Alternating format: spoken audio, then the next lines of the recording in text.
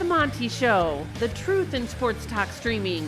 When you want unbiased opinions about your favorite team without the spin, all you have to do is find The Monty Show, streaming live and available 24 hours a day, 7 days a week on YouTube. And now, here's Monty.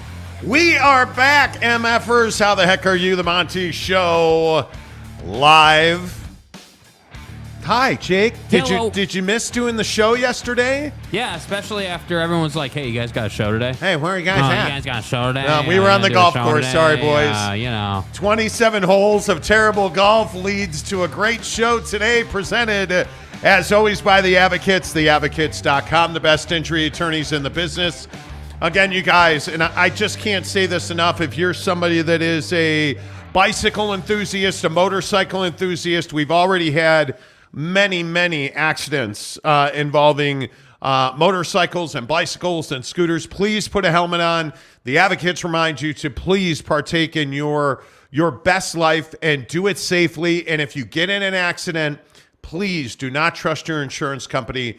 You can trust the best injury attorneys in the business at theadvocates.com. Chat with an attorney live online for free. What do you have to lose? It costs you nothing because there are never retainers.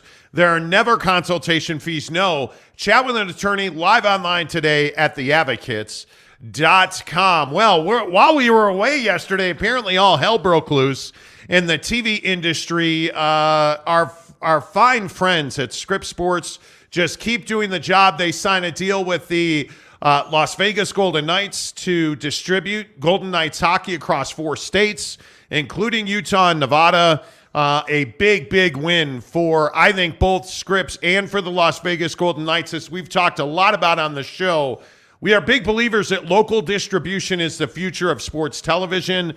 We have talked about that on a regular basis on this show. Brian Lawler, the president at Scripps Sports, who is currently traveling, is going to be kind enough to join us here in about 12 minutes to talk about local television, to talk about really Scripps Sports changing the game in local TV. Not only do they have the deal with the Golden Knights, but now they've got a deal as well with the WNBA, as we talked about on this show. So Brian Lawler is probably the guy to have on the show to talk about all things in television. He'll join us here in just a bit. Thanks. But we want to update you on this story yesterday that absolutely exploded while we were out playing terrible golf. What is going on with the Pac-12 and ESPN? And it seems like yesterday was another one of those days where news broke, apparently, that really we've known on this show, and if you've watched this show for the last year, you know we've really been fortunate enough to have developed relationships throughout the Pac-12, throughout the TV industry. We've been ahead of the curve on this. Dennis Dodd, CBS Sports, broke a story that said ESPN is out on the Pac-12. Well, that's not really what the situation is, and I don't think that's exactly what Dennis Dodd was saying. Dennis Dodd's story said that ESPN is out as a bidder for Tier 1 rights in the Pac-12. Now, we told you going back to December that that was exactly the situation with ESPN. I have talked to ESPN and people at ESPN in the last 48 hours, and it has been told pretty bluntly, I will point out, that nothing really has changed between the Pac-12 and ESPN. I think ESPN would like one game for TV and one game for ESPN Plus, as it was explained to me. They are willing to pay $90 million a year in total to the Pac-12 to get that deal done. And football is what is going to make this deal happen. ESPN has a massive amount of college basketball. They are not as interested in college basketball nearly as they are interested in Pac-12 football.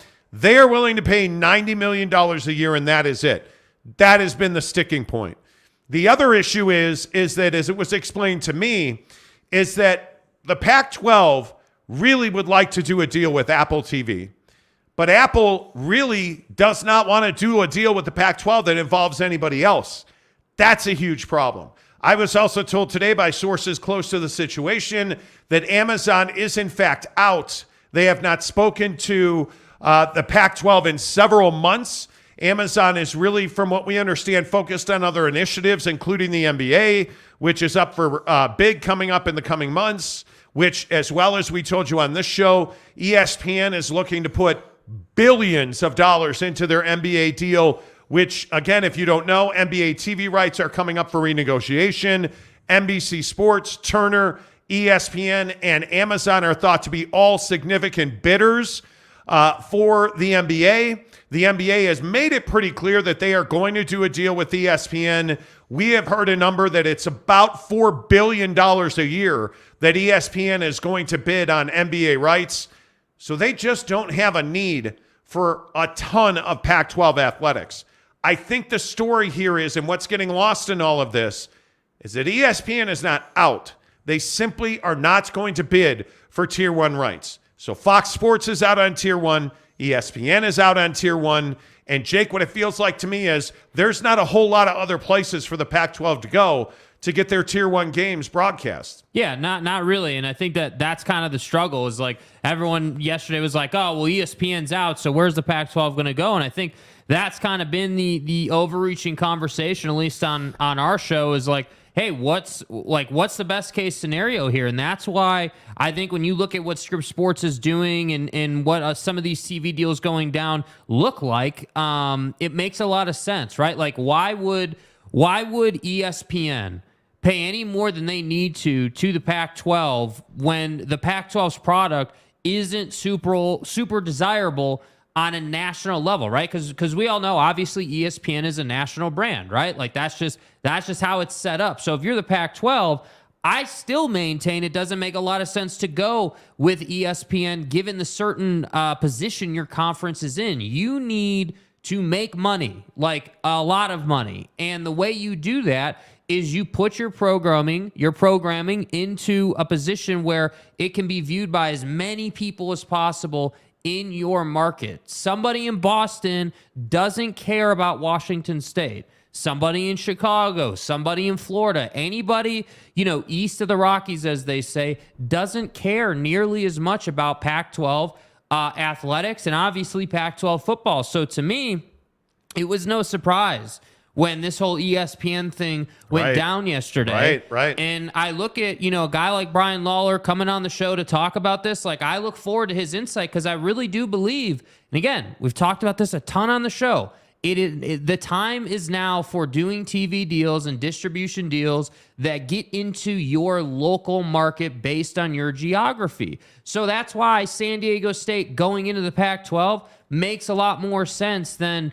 some of these other schools that are in that conversation. It would make a lot more sense to get, the biggest air conditioning company in your city to advertise on your local town's Pac-12 game rather than some huge national juggernaut. That just makes sense. So when the conference is in a place where it's not making any money and it's kind of in question if you're going to survive or not, I feel like, hey, reel this thing back in, go a little bit smaller and hit the street, as they say, because that's how you're going to bring in revenue. Well, and I think that what gets lost in all of these conversations a lot of times is, well, this is a no-brainer. Why wouldn't you do this? Or because it's hard right now to get deals done. And I think you look at ESPN's situation specifically, and you see a company that is reshaping itself on the fly. Like you look at where Disney is on the whole, and you look at the role that ESPN plays in that company. And I think Bob Iger, the CEO at Disney, has made this very clear for a long time. ESPN's not just cutting huge checks for the sake of spending more than everybody else or having more than everybody else. Those days are over with because Disney on the whole is struggling to reorganize itself. ESPN, which is a profitable business unit for Disney, has to play a big part in that. And I think when you look at the other part of this equation, you look at these big multi-billion-dollar deals in college sports, and I'm telling you, I hear it every day. Those deals are never happening. Those deals are done in a lot of people's minds. The deal that the Big Ten got, people feel like that deal's never going to happen again at the college level. Mm-hmm. And if you look at the NFL, and I really think it's only two sports. I look at the NFL and I look at the NBA. I think those are the only billion-dollar sports rights. I don't even look at Major League Baseball now with the way that regional sports networks have collapsed under the weight of debt.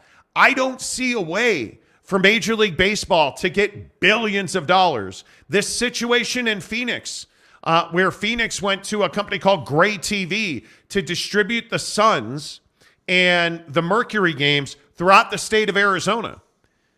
And why did they do that? Because their deal with Bally Sports is falling apart because Bally Sports' parent company is in bankruptcy because they can't afford to carry all the debt that they've been carrying.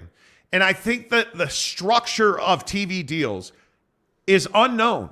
That's why, like, these Scripps Sports deals we've talked about, it's critically important that if you're George Kliavkoff, you are talking to guys like Brian Lawler. That if you are George Kliavkoff, you are talking to the CW. And I will tell you again, we had it first and exclusively on this show. I believe it was March 11th with NBC Universal. We reported on this show March 11th that NBC Universal and the Pac-12 were talking. That deal still far and away makes the most sense to me because Comcast is under the NBC Universal umbrella.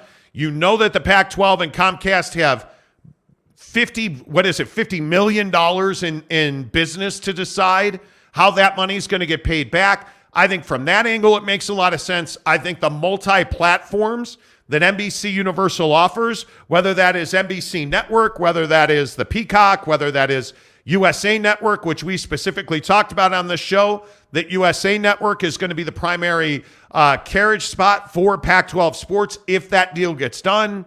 This makes a lot of sense. USA Network has a history of doing sports.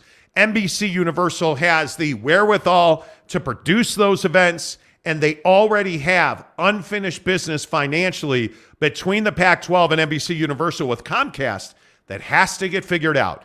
That's a deal that makes sense on both sides. But again, I will say the same thing that I've been saying for months on end. George Kliavkoff has to get outside of his own box. He's got to think creatively. He's got to be aggressive with the CWs. He's got to be aggressive with these opportunities locally. And maybe it's handing that back to the universities. I don't know when it happens, but I've heard repeatedly from television sources that grant of rights on the conference level is in jeopardy. That doesn't make a lot of sense financially in the TV industry, the way that the economics of television have changed. And I think what you're going to see is the Utahs, the Arizona States, the Colorados, you look at what Deion's doing at Colorado. He's changed the game in the way that content is distributed. So without further ado, let's get Brian Lawler, the president of Scripps Sports, on the show. Brian, you are traveling. It is amazing that you are making time for us. I know you take that as a compliment, but I'm 4 hours delayed, so it's not that amazing. I could have done this all day. So you look like you're in a very hip place. Tell us where you're at. Where are you? Yeah, this is the Cincinnati airport. I found some open gate where it's quieter. So, yeah, not that hip. 4 hours is a bummer. I'm sorry to hear that. But you're here. And I guess the word is you're here to celebrate. Like, I don't know how you are doing what you are doing, but you came on this show several months ago and talked about that you had ideas and you had concepts. And I know you just did a deal with the Golden Knights, but I want to talk about this WNBA deal.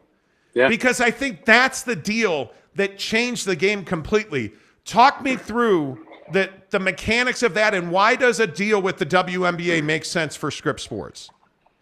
Well, look, when we chatted a couple of months ago, we kind of shared with you that we had spent the last really year looking at the sports space. Obviously, we're a big broadcaster. We own 8 different networks, Ion being the largest of which, and then, 61 different local TV stations. But, we kept reading the tea leaves of sports. I mean, it's the biggest driver of television viewing. So, more and more we see that it's hard to move the needle with programming, not a lot of dramas, comedies, really sort of latch on. But sports, anytime there's live sports and good live sports, audience explodes, A lot of advertisers want to support live sports. And so, we kept seeing that. And then we also saw just the changes in the ecosystem. And, forget about the fact that, Bally's was in financial trouble and AT&T, obviously followed suit in trying to get out of the business. But the reality was that business model was totally broken. And every time we would talk to a team or talk to a league, they just kept saying their biggest problem is reach. That, 20 years ago, when they were doing deals with regional sports networks, they reached 80% of the households in their markets. But as people have cut the cord, or people never even signed on, for a cable or satellite system, the number keeps dropping dramatically. And so, meeting with the Golden Knights, a couple of months ago and getting that deal done, they reached 35% of all the households in Las Vegas. And of course, they have the geographic rights to get into other markets. So, in Salt Lake City is a market where they have the rights to distribute. They're in 9% of the households. So, how are you going to be successful as a sports franchise if even in your home market, you're only reaching 1 in 3 households? There's a lot of people who just never, click in channels, stumble onto your games, and therefore never become fans. So, that just told us the time was right. And, once we sort of went public and said, hey, we see what's happening and we can be a solution. I'm 5 months into this thing. I've yet to make a phone call. Our phones have been ringing off the hook. We now have, 2 deals announced. And you asked about the WNBA. Look, we believe strongly in the future of women's sports. In fact, when we started modeling out whether we would, stand up a division inside the company and go after sports, one of the things that we modeled out was women's sports. And a lot of the other sports have big loyal followings, but they didn't have a lot of growth to them. You probably, may be able to maintain or grow 1 or 2 or 3% a year. But we looked at a couple of the women's sports franchises and we said, this has some significant upward mobility, and we'd rather be part of building something and growing it. And so right from the beginning, a conversation with the WNBA was one of our priorities. And fortunately, even though they have some deals, like, regional sports deals, and then they've got deals with ESPN and a couple others, there was an opportunity to put together a package. And so for the next 3 years until all their rights come together at once. So anyway, we started talking to them and they clearly had interest in ION. They've got a deal with ION, with ESPN and some other places. But again, it's that same limited distribution of cable and satellite, or in some cases even less than that. And so the idea of getting onto a national broadcast network that's on cable, it's on satellite, we're on all the virtual cable systems like YouTube TV and others. We're actually on the fast services like Roku and platforms like that. And then we're over the air. The reality is we can reach almost every U.S. household. And so, to give them that kind of reach at a time when their league's gaining traction and popularity, and then they've never had a franchise before where people would actually know where to find them. At ESPN, it's nice they have a package with them, but it's Wednesday at 9, it's Tuesday at midnight, it's Saturday at noon. The ability for us to develop for them a franchise night, Friday nights, every Friday, 15 straight weeks, a single game many weeks or a double game, East Coast, West Coast, and the commitment that we will broadcast every game. So we'll, like the NFL does on a Sunday afternoon, there's a national game, but also can locally insert regional games. We're doing exactly the same thing. And so I think they're thrilled. This is a great, distribution platform for them, terrific visibility. Look, it's our first sports franchise on ION, so we're going to go all in. We're going to promote the heck out of this thing. We're going to make this thing, really their defining night. And the fact that, people will be able to stumble onto it, and the fact that they'll know where to find it every Friday on the same channel. I think they're really pleased, and we're ecstatic about it. So how do you produce those games? Like, I'm really interested in I don't want to step on your toes, and if you can't answer, hey, great. But do you guys produce those games? Like, what is the actual mechanics of putting, like, specifically in the WNBA, like, what are the mechanics of putting those games on television for you guys? Yeah, this deal because of just the timing of everything and when we were able to get to it. I think when we finally announced the deal, which was 2 weeks ago yesterday, we only had 5 weeks till opening tip. So, we're not going to be able to stand up, production in 5 weeks that, again, we have every game on Friday night. So there's 12 teams in the league, and there's a couple of weeks where every team's playing on a Friday night. So for us to stand up 6 different crews to be in all the different places. So, right now the WNBA is going to continue the production. So they have teams, home and away teams that do all their production. And so at least for the first season, our plan is to use the NBA produced games. They've got a terrific production company in Rush Media who does 11 of their 12 teams, and we know those guys well. They do an excellent job. We'll add a little bit of our own touch to it in terms of look and all, but with 5 weeks, why start messing with something? We'd rather just really focus on the distribution, the revenue, and doing it right, and for the customers and advertisers we bring in, really serving them, rather than spending all of our time trying to stand up production. So, it's a multi-year deal. We'll be able to worry about how we want to advance that moving forward. But right now, rather than wait a season, let's use what exists. And it's really good anyway. And then let's get it out there and start to, showcase these great athletes.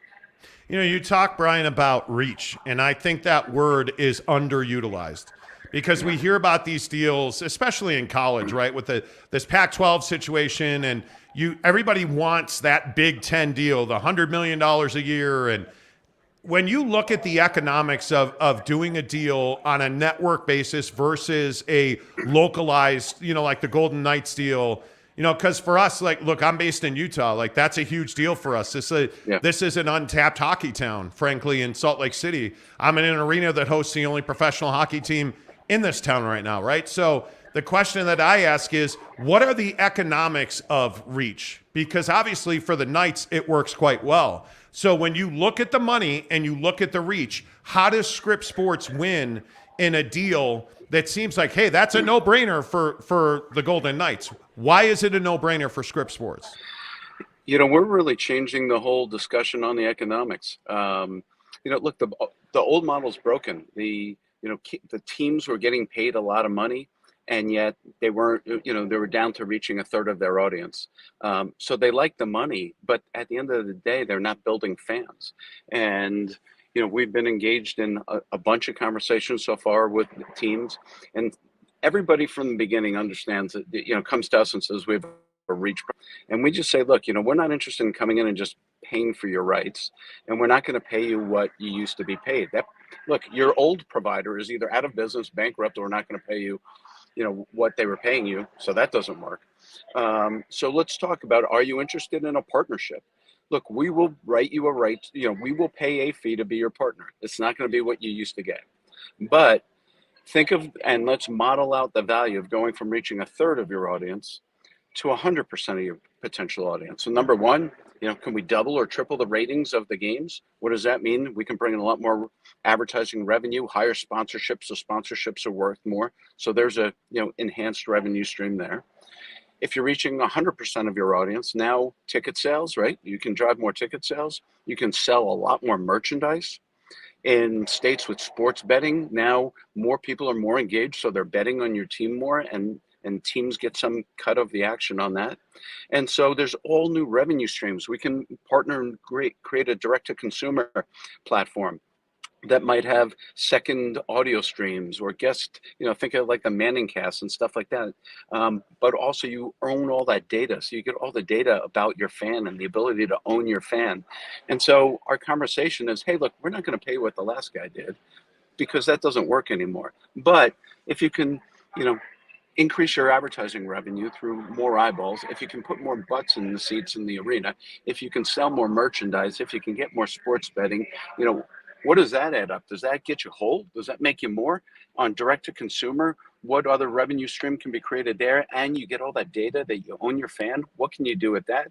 So I think, look, the Golden Knights totally got that. And by the way, they were comfortable from the beginning in the very first meeting. So we know we're not going to get what we were getting, but reaching 100% of our fans on free over the air is more important to us than a couple of $1 million.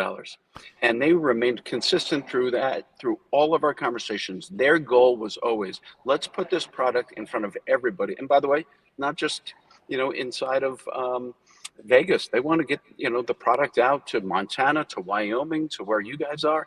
And look, and even when we started talking to them about direct to consumer, there probably was a business model to build something that could, create a couple $1 million. We're going to create a direct to consumer, but they said, hey, whatever we put in over the air, which is free and over the air, it's going to be free on our direct to consumer. We want everyone to be able to see our games, no charge. I've never seen a team so committed to just being there for their fans. It was incredible. And, but you can see, we're thinking about the economics totally different as a partnership, and let's go all in those things and let's share in the upside. There doesn't have to be a winner or a loser. The problem right now is there is a winner and a loser. Teams won with the rights they were getting, but it broke the model of the RSNs, and now nobody's winning. And the reason I bring that up, Brian, is because I talk about new revenue streams all the time, and I think when you're having conversations about, like you talk about in-game parlays and the explosion of that metric in gambling and wagering, like I think those creative models, I feel like that should be a core part of your business. That can be something in my mind that no matter what level you're at with the proliferation of and I don't want to say cord cutting, because I know that a lot of people are finding, for instance, ESPN in many different places, right? But for you guys, when you look at your value to somebody like a local franchise, a Las Vegas Golden Knights, when you talk about direct to consumer, does Scripps Sports Ion offer like a stream? Am I going to be able to watch Golden Knights, WNBA? Am I going to be able to watch that on my phone? Yeah, that's the plan. That's our plan. Certainly with the Golden Knights, we announced that we'll be working together on a direct to consumer. And again, for what you see on broadcast, we'll put the same thing on direct to consumer, and there'll be no charge. And so, look, as I said, they're all about just putting their product in front of the fans. And when you think about, in Las Vegas, it's 3 hours different from the East Coast. Well, when the Golden Knights are out playing, the Islanders or the Capitals or somebody on the East Coast, if it's a 7 o'clock East Coast game, it's a 4 or 5 o'clock game in Vegas. Well, people got to take their kids to soccer practice, right? And now you got parents who are sitting in their car or sitting on the sideline of watching soccer practice that are missing, their game. We will be offering an app that, we'll co-own and co-develop with the Golden Knights, where people can sit on the sideline while their kids practicing soccer, and they can catch the first 2 periods of the game. And then they get in and walk in the house and they immediately put it on the TV. And you've created this complete fan engagement where they're all in, and you're making it easy for them, and they don't have to pay extra. They don't need a subscription. They don't need, a cable services. And so I think you're going to find really deep fan engagement as this transition happens, because right now the RSNs, they don't allow the teams to be able to offer that. They're trying to control that. So I think, again, there's a shift that's beginning, and we're really excited to be part of it. I mean, in the last 2 weeks, there's been 3 new distribution deals announced. Us and Ion, us and WNBA on Ion, free over the air. Us and the Golden Knights, free over the air. And Gray and the Phoenix Suns, free over the air. This is the beginning of a movement that's going to change sports. Let's talk about ad inventory real quick, too. And I don't want to get too much into the business because it's probably minutia for a lot of people. But my mind immediately goes to, how do you guys divide that ad inventory? Does that belong to the team? Do you guys get a piece of that? How does ad sales in this local model work for you guys? Yeah, look, as I'm learning, every deal is different. And so as each deal gets announced, the economics look different. The business relationship looks different. In some cases, the RSN was selling all the inventory in the games. In some cases, the teams actually owned and controlled all the inventory in the games. And in some cases, it's a hybrid. So, I can tell you for the Golden Knights, we will have all of the inventory in the games. And, so we'll be, selling all the commercial time, selling all the advertising, the sponsorships, some of the virtual stuff you see, on the ice and on the glass. We'll have the right to sell all of that. So, and quite frankly, in our business model, that's how we have to pay for it.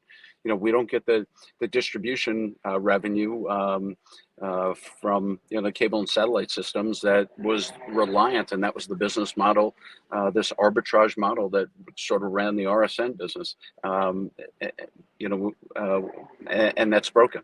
So for us, it's really about having the ad inventory to be able to sell, and that's how that justifies us, paying a rights fee. That's awesome. So, the other thing that comes to mind is here also in Salt Lake City, the Utah Jazz are looking for a TV partner. How invested in NBA are you guys? Is it simply a matter of, are you going to play in the professional sports pond? Because I've asked you previously about the Pac-12. Are you guys open to all sports? Like, what is the ideal partner for you guys at Scripps Sports? Yeah, look, I think when we started, and the last time you and I chatted, I said, we're just going to start with professional sports at this point. We want to lay in a couple of foundational partners from the beginning to see what the mindset is, to understand each of the leagues and teams and see how they're thinking about business, and could in fact this new business model of partnership and sharing in the upside actually work. Well, it's working. And so we've got a real nice deal now with the WNBA, and of course that's run by the NBA, so we've gotten to know those folks really well. We've got a great partnership now with the Golden Knights, and I got to tell you, we love their ownership and leadership. Just first class, really excellent people. But we got to know the folks at the NHL office, and obviously the commissioner had to sign off on this deal, and this is a totally different deal, the first broadcast over the air deal. And so I think that the NHL had to look at things a little bit differently and make sure they were comfortable with the direction. And at the end they said, where else can we do this? They really like the idea of putting the product in front of all their fans. So, we are definitely interested in we're looking at all the sports. I mean, the NFL's sort of off the table, right? They got an 11-year deal that's just starting. So there's not going to be rights up anytime soon. But, soccer, baseball, basketball, hockey, we're talking with all of them. And our first goal is, trying to lay in some of these professional rights. We definitely would look at college. We have a lot of interest in especially women's sports in college. I think there's, again, a big upside. It deserves to be exposed. Women's gymnastics is terrific. Women's volleyball is terrific. Softball, heck, women's softball World Series on ESPN rated higher than the men's baseball college World Series. So there's a lot of interest in that. And so we'll find that balance. But I think we're 2 deals announced here, and I think we got a couple more to go in the next 3 or 4 months that we'll announce. And then I think we'll look at, okay, now that we know who we are, and especially like Ion, we'll know what maybe 1 or 2 assets we have there, what shoulder programming, what other stuff complements, where do we want to go.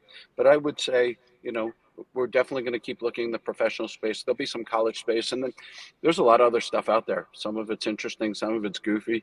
But then also, the stuff that we get into, we want to tell stories. And so we're going to create a lot of programming around, who are the athletes and what are they about? And how do we make them more well-known and make the sports about a lifestyle versus just what happens whistle to whistle. Have you spoken to the Utah Jazz about their TV deal? I have no comment. My guy. I love it. And hey, anything you want to add on the Pac-12, because we've heard so much. Have you guys spoken to the Pac-12 at all anytime recently? We haven't. You have not.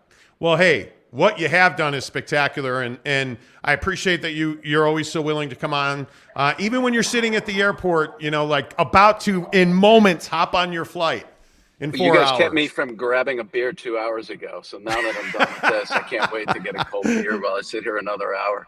So yeah, and by the way, bummer on the New York Rangers, right? As a hockey guy, I know you're a Ranger fan. No, I'm an Islander fan. I was so happy. Oh, you're an Islander fan. Beat the Rangers. Yeah, I mean, my Islanders lost. That makes it sad. But when the Rangers lose, the world gets better. So. That's great. Brian, always good to see you. Congratulations, man. I'm really happy for you guys. And thanks for coming on the show. I'm sure we'll talk to you soon. Anytime. Have a great weekend, guys.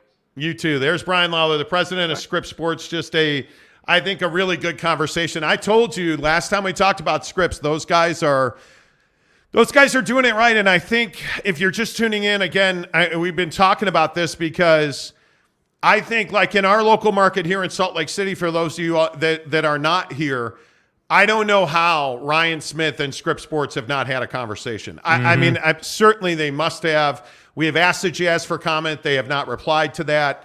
But I mean, I look at this deal with the Las Vegas Golden Knights, and I'm telling you, that's the future of television. For in local markets, and I don't know what you. Obviously, I'm not trying to talk for you, Jake, but I think that the idea that Scripps Sports is going to sell, and maybe that's the news. The nugget there. Scripps Sports is going to sell all the inventory for the Las Vegas Golden Knights. So the Golden Knights are creating new revenue sources. They're going to be distributed in 4 states, including Nevada and Utah. Like, they're growing new fans. And as hot as that property is, the idea that the Las Vegas Golden Knights are not going to be exposed to the state of Utah and the hockey, and this is, whether you believe it or not, Utah is a hockey town. This is a hockey state. I feel like there is no way that that's not a win. Yeah, I mean, I just think, when you look at what he was talking about with the consumer's experience, I think that's what excites me most about what Brian had to say there. Like, you think about, the conversation we've had before, and seemingly every time we talk about the streaming setup versus linear, like, everyone always says, hey, like, it's difficult to, like, if you take the Jazz, for example, hey, it's difficult to find the Jazz if you're not a DirecTV customer. That's and right. I think when you hear Brian talk about, the consumer experience of, hey, like, if you're in Vegas and it's an East Coast game and you got to handle the kids and then you get home and like, I think they've taken into account real life circumstances. And I think that's what you have to do nowadays to really capture fans. I mean, the concept of getting maybe 30% of your fans versus potentially 100% of your fans because of the power of the cell phone, I think is what we as sports fans have been trumpeting for years now. I mean, how many times have you as a consumer felt like, oh man, like this is on or that's on and I'm not home because I'm doing X, Y, or Z. Maybe I'm on vacation, let's say, or whatever. I don't have the ability to flip on a TV right now. Can I get it on my phone? And now that they are developing an app to do that, I just think it's ideal for making money. It's ideal for growing your fan base, but ultimately, at the core of it, it's ideal for growing the Golden Knights brand. And that's what I think we can't forget. Like, whether we're talking Pac-12 or NHL hockey or whatever the sport is, again, these hockey clubs, they might play hockey, but they're sales companies, dude. The organization only stays afloat by selling and advertising and doing deals. Like, yeah, sure, there's built-in money because these guys are billionaires, but you get my point. To be profitable and to be run the correct way, you got to make money. And that's not unique to the NHL. So to me, if you can make the consumer's experience easy, you're just paving the way, bro. You are paving the way for big viewership number or at least bigger than what it was, which ultimately leads to what? More advertisers in the local community spending their hard-earned dollar on your product, and that's what you need. Such as in like Bucked Up Energy, a local business that supports the program. Bucked Up Energy, the official energy drink of the Monty Show. And you guys, again, we were off yesterday because the building was absolutely packed. So we went and played some golf. And what did we take along with us? Bucked Up Buckshots. I got to tell you, my favorite flavor is the watermelon. Jake, you had what'd you have, the Raz yesterday? Blood Raz. Blood Raz Bomb. yesterday. It was really good. And you know what the cool thing about the Buckshots are is that you feel an instant lift. And there's no crash. It's really good. It's all day, high-powered, clean energy to get you through your afternoons, to get you through your tough mornings. Hook it up in the description below on this YouTube show, or if you're listening on our podcast, bless you on Spotify. Go ahead and click the link into the description. It says free Buckshot samples. You get 6 of them. You're looking at it right there. You can pick any flavors you want. I love the watermelon, you guys. Huge fan. Hook it up. They'll send them right to your house for free. Bucked Up, the official energy provider of the Monty Show. Get the free samples in the description below. Let's get your thoughts on this interview. And what you guys think about this, because obviously the bigger story here is the Pac-12 is not going to get a mega deal here. I don't think there's any doubt. I talked to one of my sources at ESPN this morning who said nothing's changed. We are not buying tier 1 rights. Our number for the Pac-12 is $90 million a year, period. 5-year deal, as we told you first on this show. Yeah. They're talking about a 5-year deal. And Amazon is out. We were told directly today that Amazon is no longer competing for Pac-12 rights at this point, which I think is a huge upgrade or update. Boy, you take a day off and you come back rusty. Hey, man, it is what it is, bro. Amazon is out. I think that's a huge update on this story. Yeah. I think this is really coming down to NBC Universal and Peacock. I was talking to a guy about NBC Universal, our original source on that, and he was telling me that there is a framework of a deal in place with the Pac-12 and NBC Universal. The issue becomes, where does that number 1 game of the week go? Because NBC already has Big Ten After Dark. Because remember, that deal doesn't start this year.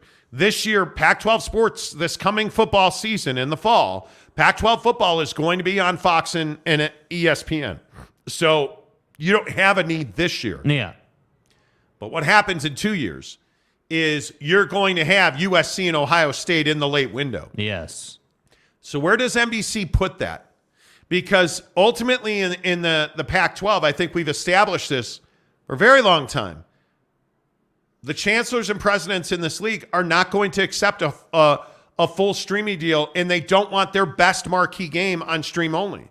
So the question is, if you're NBC Universal, is that number 1 game going on USA Network? I would think that it would. And the question is, if you're not going to get $400 million a year, because the number I've heard about NBC Universal is $200 million a year on an all-in package. Right. Basketball, football, and streaming. Right. $200 million. That's $20 million a year. I'll go back to what we've heard from our sources in the Pac-12 who said to lock this league up and keep all 10 teams in place, it's got to be $25 million.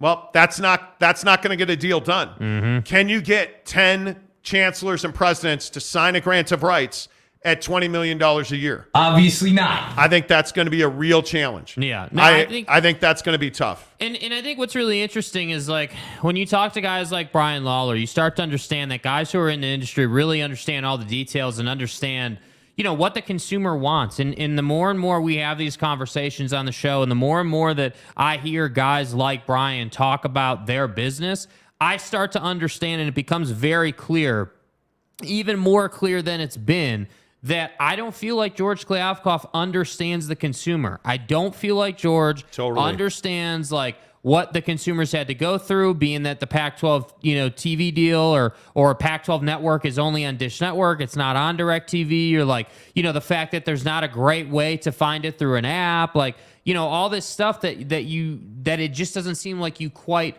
understand. Because if you did understand that, we wouldn't be sitting here. And I think that's the challenging part. And really, it's the part that concerns me, because if the Pac-12 doesn't understand that, or maybe doesn't have as strong a grip on it as they need to, what kind of deal are you going to put together? And that's why it brings me right back to the point you just made.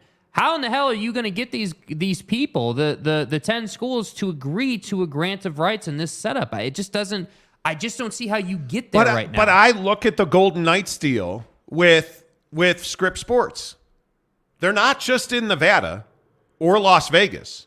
Again, you're Idaho, Montana, Utah, and Nevada. Yeah. That's 4 states. If I'm Utah, the University of Utah, and I can broadcast my games in Nevada, Montana, Idaho, Utah, obviously, Colorado, if I can get the mountain region and I can get it localized and I can enter a sales arrangement, are you really telling me you don't believe that you can surpass $25 million a year on that? That's insane to me. Yeah. If I'm the Utah Jazz, who, and again, for those of you outside the state of Utah, the Utah Jazz currently do not have a TV deal. And they're not a Bally client. They're an AT&T Sportsnet client who's going out of business being shut down altogether. So they're a free agent. And what has Ryan Smith said? We are going to prioritize streaming. We are going to prioritize free availability. Boy, that sounds like Scripps Sports. And again, we just asked Brian Lawler, and he said, I have no comment. Have you spoken to the Utah Jazz? I have no comment on that. Have you spoken to the Pac-12? No, we have not. So I'm telling you, the game has changed. Yes. And I look at where the Pac-12 is at, and I just don't see a soft landing. I do not see a soft landing for the Pac-12, in my opinion. All right, time for your comments. Thank you guys for being so patient. Connor Cole gives us a $10 tip to say, so what will it take for the first school to jump and others to follow? They say they keep waiting for TV offers, but they know it, and it seems it's not changing. If so, when will it happen? I don't know what it will take or when that will happen, but you're going to have to understand the process in the Pac-12. Right. The process in the Pac-12 is ESPN made an offer. George Kliavkoff knows what that number is. He has to take that back to his executive committee, right? Which is three presidents in the Pac-12. Those three presidents say, okay, let me talk to my pod, right? Because they each have a couple of presidents they work with. They come back together and they say, no, we're not going to do that. From what I understand, the Apple TV deal has never really gotten as far as, okay, well, let's see if we can get 10 people together to agree to this. Because one of the people on that executive committee is President Kase from Washington, who's according to our sources, a hard no on Apple TV as an all-in proposition. Because again, as we've reported for months now, Apple TV doesn't want to share the content with anybody. Apple TV wants the entire kit and caboodle. They want everything, every game. They want to create, as Brian called it, shoulder programming. Hey, I have a Pac-12 football game, but here's a reality series. Here's a post-game show. Here's a Pac-12 talk show. And President Kase doesn't want to do that. And by the way, we've reported exclusively on this show, the Arizona schools don't want to do that. Colorado doesn't want to do that. And President Kase doesn't want to do that. Facts. And we've been told directly that those four schools are not in on that. Mm-hmm. So I think what you're going to see happen, based on people I have spoken to in the conference and in TV, is I think the fracture point will be when George Kliavkoff says, well, this is what I have for you. That I can't, because what's happening is George is going to the executive committee and they're like, okay, well, we want you to try in X, Y, Z. Hey, guys. So go back to ESPN and ESPN has said, here's where we're at, and it's not changing. Our sources tell us it's $90 million a year for 5 years, period. That's it. Right? $350 million or $450 million, that's it. Yeah, take it. See ya. Done. And the problem is that's $45 million, and that's over 5 years per school for your Tier 1 rights. The Big 12 is getting that per year now based on all of the new revenue streams that have been piped in. And they're getting far more than that. Just on their TV rights, they're $31.7 million. The Big Ten's at $100 million per year per school. That's a problem, right? Bro. So there was this window in time, as we've reported exclusively on the show, that ESPN and the Pac-12 did not speak, had not talked. And I believe it was April 11th when ESPN and the Pac-12 had more conversations and have been in contact regularly. The issue is George Kliavkoff's one ask from the ESPN is, hey, take more games and pay us more money.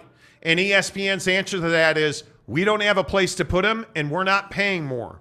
It's $90 million. George Kliavkoff would like 4 games a week on the ESPN family of networks. And that's according to our sources, that George Kliavkoff has proposed 4 games a week because that covers him in both bye weeks when you have schools that take a week off, and it covers him in full weeks as well. And then he would like to find a stream partner for 1 game a week. The problem is that was Amazon. So that model fell apart. And Apple won't take 1 game a week, like your 4th best game a week, and stream it. That's not going to happen. But the issue is ESPN doesn't want all of your games on TV and stream. The bottom line is George Kliavkoff's in a very tough spot. So Yeah. at least he is back at the table. And again, we reported on April 11th, no matter what shenanigans happened the last 2 days, I'm telling you, ESPN and the Pac-12 have been talking on a pretty regular basis since April 11th. So this is not surprising. Mm-hmm. I just don't see a way that ESPN is an answer for the Pac-12 now. I think it's NBC Universal. And I think what happens is NBC Universal is offering them, according to our sources, $200 million a year. Done. That gets you USA Network. That gets you, my feeling is, it's a game a month on NBC. And that gets you 3 games a week on Peacock. Mm-hmm. I believe that's where they're at. Remember that Peacock also is a home for the biggest Premier League soccer matches every week. They have the infrastructure. They have had massive amounts of viewership on Peacock, so they can handle the volume if there were to be volume with the Pac-12. Like, it's a good package, but it's only $200 million. Well, and obviously Peacock is streaming, right? That's Correct. a streaming option, and It we is know an app. that the Pac-12 isn't exactly thrilled with stream heavy deal. So while I completely agree, what goes through my head is, hey, well, if it's a stream heavy deal, where does President Cosse come down on that? Where do these different presidents come down on it? And that brings me right back to, hey, the grant of rights model is outdated and archaic, because ultimately you're sending your commissioner around like a messenger boy trying to get a mission done that's never going to get done. And I think it's, unfortunately, I can't believe I'm saying this, but I almost feel bad for George at this point, because you're sending him out there to do something that I'm not even sure is possible because of your own beliefs, because of your own philosophy. Well, and I think the other thing that I find so interesting is that, and again, these conversations are ongoing. At one point in this process, I was told that NBC Universal didn't want to guarantee 2 games a week on USA every Saturday, an early and a late game, and then 3 games a week on stream. What they wanted was 1 on USA, 3 on Peacock Network. Mm-hmm. That's what they wanted, because one of the things that's really hindering NBC Universal is they need more draw to Peacock. It is the streaming service has not boomed revenue-wise to the level that they had hoped it was. But the interesting part of that is I've been told that there are no subscription minimums. So if they do this deal with NBC Universal, it's very different than Apple, where Apple was saying, hey, you've got to get us this many subscribers or new memberships for Pac-12 Sports, because Apple had offered to do a Pac-12 subscription, or there's going to be rebates. None of that has been talked about with NBC Universal. NBC Universal simply has said, we want to be able to put Tier 1 on Peacock once a month. Because remember, they do that with the English Premier League.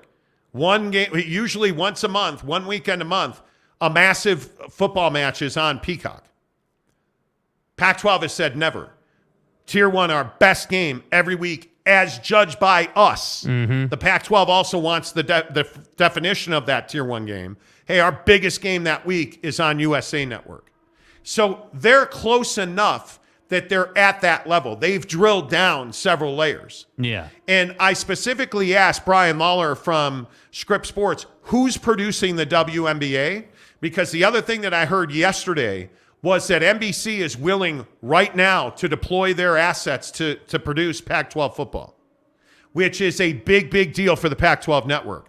The only issue there is that I think there are presidents in this Pac-12 league who want to sell off the assets of the Pac-12 network, and NBC is not interested in that. They have got infrastructure for days for live sports broadcasting. Yeah, you think? So I think it's just a very interesting time.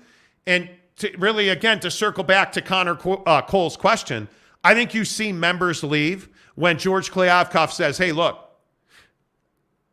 we don't have Amazon. You guys don't want Apple. ESPN is not an option for Tier 1. This is our best alternative right now. This is it. That's when they're going to say, okay, I'm not in for that amount. I'm leaving. Because I've also been told multiple times, and I think we've I know we've reported this on the show. There are no secrets in this league anymore. Nah. Okay, what happened with USC, and for those of you who don't know, and I don't mean to belabor this point, but I think it's an important one. When you look at what happened with USC was on a call 2 summers ago, and actually it was a year ago, I guess, where the conversation was, hey, Pac-12 people, this was an executive committee call. Should we expand the Pac-12 XYZ with these teams? Most on that call were in favor. There was one who was loudly nodding and killed it. The president at USC, who then turned around, and a couple of months later, what did they announce? We're out. Mm-hmm. We're leaving. And that will never happen again in Pac-12. Right. There are no secrets. That's why they created pods. They all talk to each other. These presidents text and talk on a regular basis. Everybody knows the landscape. And as it's been explained to me, Arizona and Colorado, I think, are the ones that most people are concerned about. I think rapidly the Big Ten is becoming more and more of a threat in 2 years. I don't think anything with the Big Ten is going to happen in a matter of months. I truly do not. That's right, T. I think that the Big Ten is not in a financial position until they come to a streaming deal or they build infrastructure to stream their games for free. I don't believe the Big Ten is in a place to add Oregon, Washington, Stanford, and Cal. Yeah. I think that's 2 years away. Yeah. At least from what I've been told. But I think you're looking at a situation where the Arizona schools in Colorado, but I would also keep my eye on Oregon State. I think Oregon State is absolutely in a position where if they had the opportunity to go to the Big 12, I believe they would say yes. I have almost no doubt about that. Oh, how could you not? I believe they would say yes. Why would you not want to leave your current situation for a much better one? Yeah. All right. I apologize. I know I have not been great with comments today. Spangler says between the Pac-12 and Premier League, NBC USA is going to absolutely own the television time slot no one watches. Well, and I think one of the parts of, and Spangler, you're actually not wrong. You're not wrong. One of the questions for NBC Universal is, can we get the windows? Because NBC Universal does not need, a 3:00 Eastern kickoff. They don't have a use for that. They still have Premier League product at that point.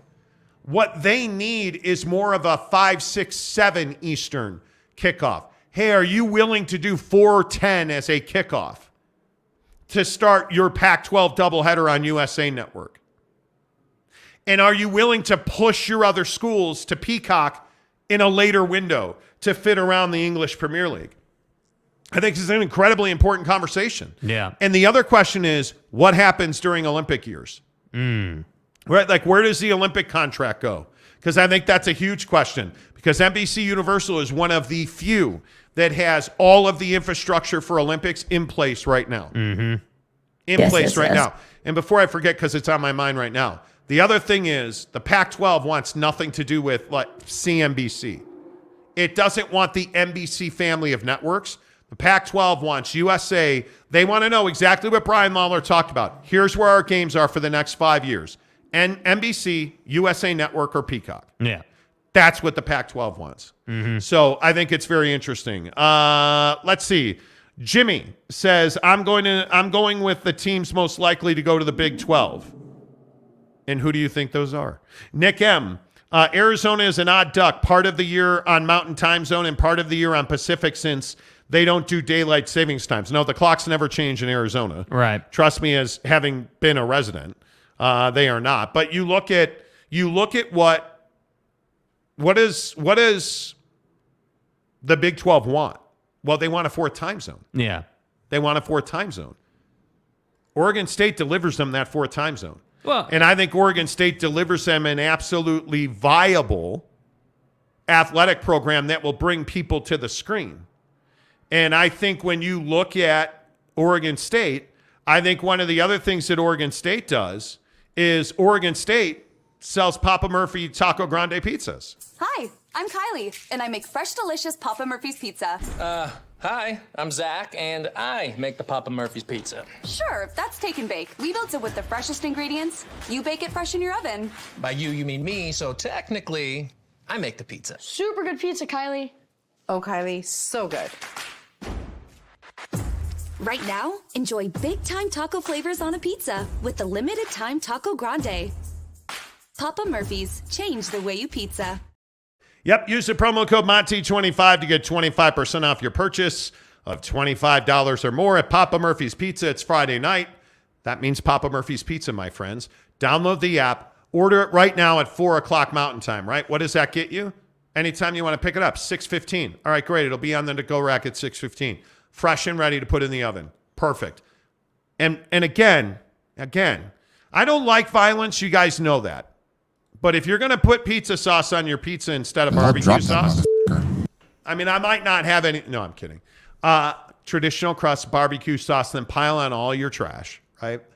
Pile on all your trash. Whatever. Look, there was some slander the other day. Like there were people on this show actually advocating for pepperoni and olive pizza. Bro, what are you talking about, man? I understand. That was a revolution one day. We quashed that revolution. Okay? Come on, dog. You do you. Ain't ducking, no smoke. I mean, well, I am judging it. Like, I'm not going to verbally judge you. I'll just think bad thoughts about you in my head. It's a soft person tendency. Yeah, but we don't put pepperoni. Anyway, barbecue sauce. Get the take and bake marinara meatballs and the chocolate chip cookies. You're good to go, man. You're good to go. Aaron Wilson. Oregon State will not run Big 12 in baseball. Oregon State's got really good baseball. Mm-hmm. Really good. They're no Alabama, but they'll do. How about that story? Alabama baseball fired their baseball coach today. Yeah, because he allegedly, according to ESPN, was in contact with a third party inside the sports book at Great American Ballpark in Cincinnati. And betting on Alabama baseball was frozen. Unbelievable. Truck Stop Gumby says, ain't no reset, bro. Ain't no reset. That's right. Exactly. Dale Donuts says pineapple on pizza is blasphemy. Dude, I mean, do you want to throw hands, dude? Is that what you're trying to do here? Well, I'll do that with Tanner because Tanner keeps trying to tell people I don't like Star Wars, which is just not true. This is a lie. And again, I get it. Your name's Tanner. I totally understand it. You brought super soaking into the show. I totally understand it. Right? This cock. But I love Star Wars. Yeah. Just because I don't sit around naked with Crisco on my couch watching Star Wars. I'm so bricked up right now. Doesn't mean I don't like Star Wars. Right. You know. Red Wine 65 says La Casa Pizza. Hey, man, if you say so. Geoff, how the heck are you, buddy? Barbecue chicken pizza and no onions. Let's go. Let's go. Let's go. Jeremy Callahan, I'm no Yormark, but if I was Yormark, I would do everything I could to get Oregon State and then hang around to pick up 3 more after the implosion. I don't believe there will be some crazy implosion. No. What I think, honest to God, you guys, what I think based on the people we've spoken to, I think you're going to lose the Arizona schools, and I think you're going to lose Colorado. And I think that Brett Yormark, in my opinion, based on people I have spoken to, I believe he already has an oral agreement with Gonzaga. I don't have any doubt about that. I think the biggest issue is that the schools that you would want, I don't believe that are going to make themselves available. Mm-hmm. I don't believe that Oregon, Washington, Stanford, Cal, and Utah will make themselves available. And again, I know that Big 12 fans are going to lose their mind when I say Brett Yormark absolutely today would add Utah if he could. And why wouldn't you? He would love to, like all these people, like somebody on Twitter today, Reckham, Double T Raider says TV networks telling Big 12 that Utah does not add value. It could not be further from the truth. Yeah, and could not be further from the truth. The problem is that Utah's brand has grown because they've won in football. So like 3 years ago, I'd probably agree with you. But now that you've won the Pac-12 twice, and the Rose Bowl appearances, and the fact that you were right on the cusp of a college football playoff, appearance, like you're a conversation piece. I'm not going to sit here and say that Utah's a household name on the East Coast, but certainly for a hardcore college football fan, Utah. You know what Kyle Whittingham's about. That's right. And I think it's a tough sell to be like, oh, well, Utah adds no value to the Big 12. That's the type of thing where I'm like, hey, man, like to say that a program that wins at the rate Utah wins adds no value to whatever conference, that tells me you just don't know what you're talking about. Yeah, I totally agree. And I think one of the interesting conversations we've had this week, and I cannot remember who we were talking to. We were talking to somebody about USC, and what's the first thing that person said to us? Oh, can't wait for that Utah game. Mm-hmm. Can't wait for that Utah game, right? Because Utah beat them twice last year, including the Pac-12 championship game. Mm-hmm. So I just totally disagree with that. I do 100%. Let's see. Arlington Bears says pep and olive on pizza is legit. Dude, I swear to God. Chris? That's not what we're about. Man. You had done so well, and now it's like, dude, you're talking about like Satan's giblets and some pepperoni. Like, what are we doing, man? Are you out of your goddamn mind? Zesty says pep and pineapple. Dude, again. Are you out of your goddamn mind? Okie Sam says pepperoni and olive. Great. Oh, please, dude. Have we all gone mad? Like, I know it's Friday. I know that we don't do a show every day anymore, but like, dude, I know how to make a damn pizza, bro. So we took one day off. When's the last time we didn't do a show? Damn. Like back in when we took our trip to Arizona or something. Like New Year's. Right? Like one show, and people are like, oh, you guys don't do shows every day anymore? Growing soft in your old age? That's no. every day. One day, because the Maverick Center exploded with humanity. And by the way, we played 27 holes of golf, and I had an eagle. We work for ourselves. So we're entitled to a day off when we want to. Yeah. Damn it. I said I had an eagle. You did, and it was nice. 300-yard Bro, I drive, have to drop say, that putt. I got to say, though, the other drive you had was incredible. The other one? I had you know one what I'm talking down about. the left side. Yeah, that you know what I'm talking about. Yeah, that was... The driver is so hard to hit. And donuts. Anyone up for vegan pizza? Mrs. Monty is vegan. So when your wife is vegan, that pretty much makes you not vegan. Mm-hmm. Fat Jesus. What's up, my guy? Happy Cinco, fellas. What's Yeah. up? Cinco de Mayo. Yeah. Yeah. Yeah. We're getting burritos brought to us. Okay. Mrs. Monty is bringing us burritos. Connor Johnson says, see it, guys like skin rules who don't make us feel welcomed. Okay, where's skin rules? I have no idea. I have no keep idea. Going, no, it's fine. Okay. Moth Prof. Jake throws hands like he golfs. Yeah, not well. Well, Star Wars greater than golf. It's not. Oh, please, it's dude. Stop. Why? It's not. Why do we say dumb things? Oh, may the fourth be with you. Oh, yeah. Come on, Monty bro. Rant says pineapple on pizza only works with barbecue sauce. Thank you. Thank you. Gary, the Flash is not bad, actually. Pepperoni, jalapenos, and Satan's giblets. It's actually pretty good. Come on. Come on, man. Come on. Jabba the Hutt, Rick Forrester says. I am your father. Okay. Aaron Wilson, Jake throws hands like he golfs and lays down the D. Hey, man. Wow. Hey. It's internal. Old school donuts or day old donuts. Okay, describe the Crisco on the couch to your wife. Nah, I'm good. I'm good. I'm good. And Travis Bird says, Monty, you better like Star Wars. I do. I am your father. I do. This is slander. Star Wars is just fine. It's not my favorite. By the way, Gladiator's 23 years old Yeah, today. dude. Don't talk to me about Star Wars and then just skip over the fact that Gladiator's 23 years old. Come on. Dale Donuts. Kathleen Kennedy Star Wars or George Lucas Star Wars? Oh, please. It's George Lucas all day, dude. George Lucas. Come on. I mean, there's just no doubt about that.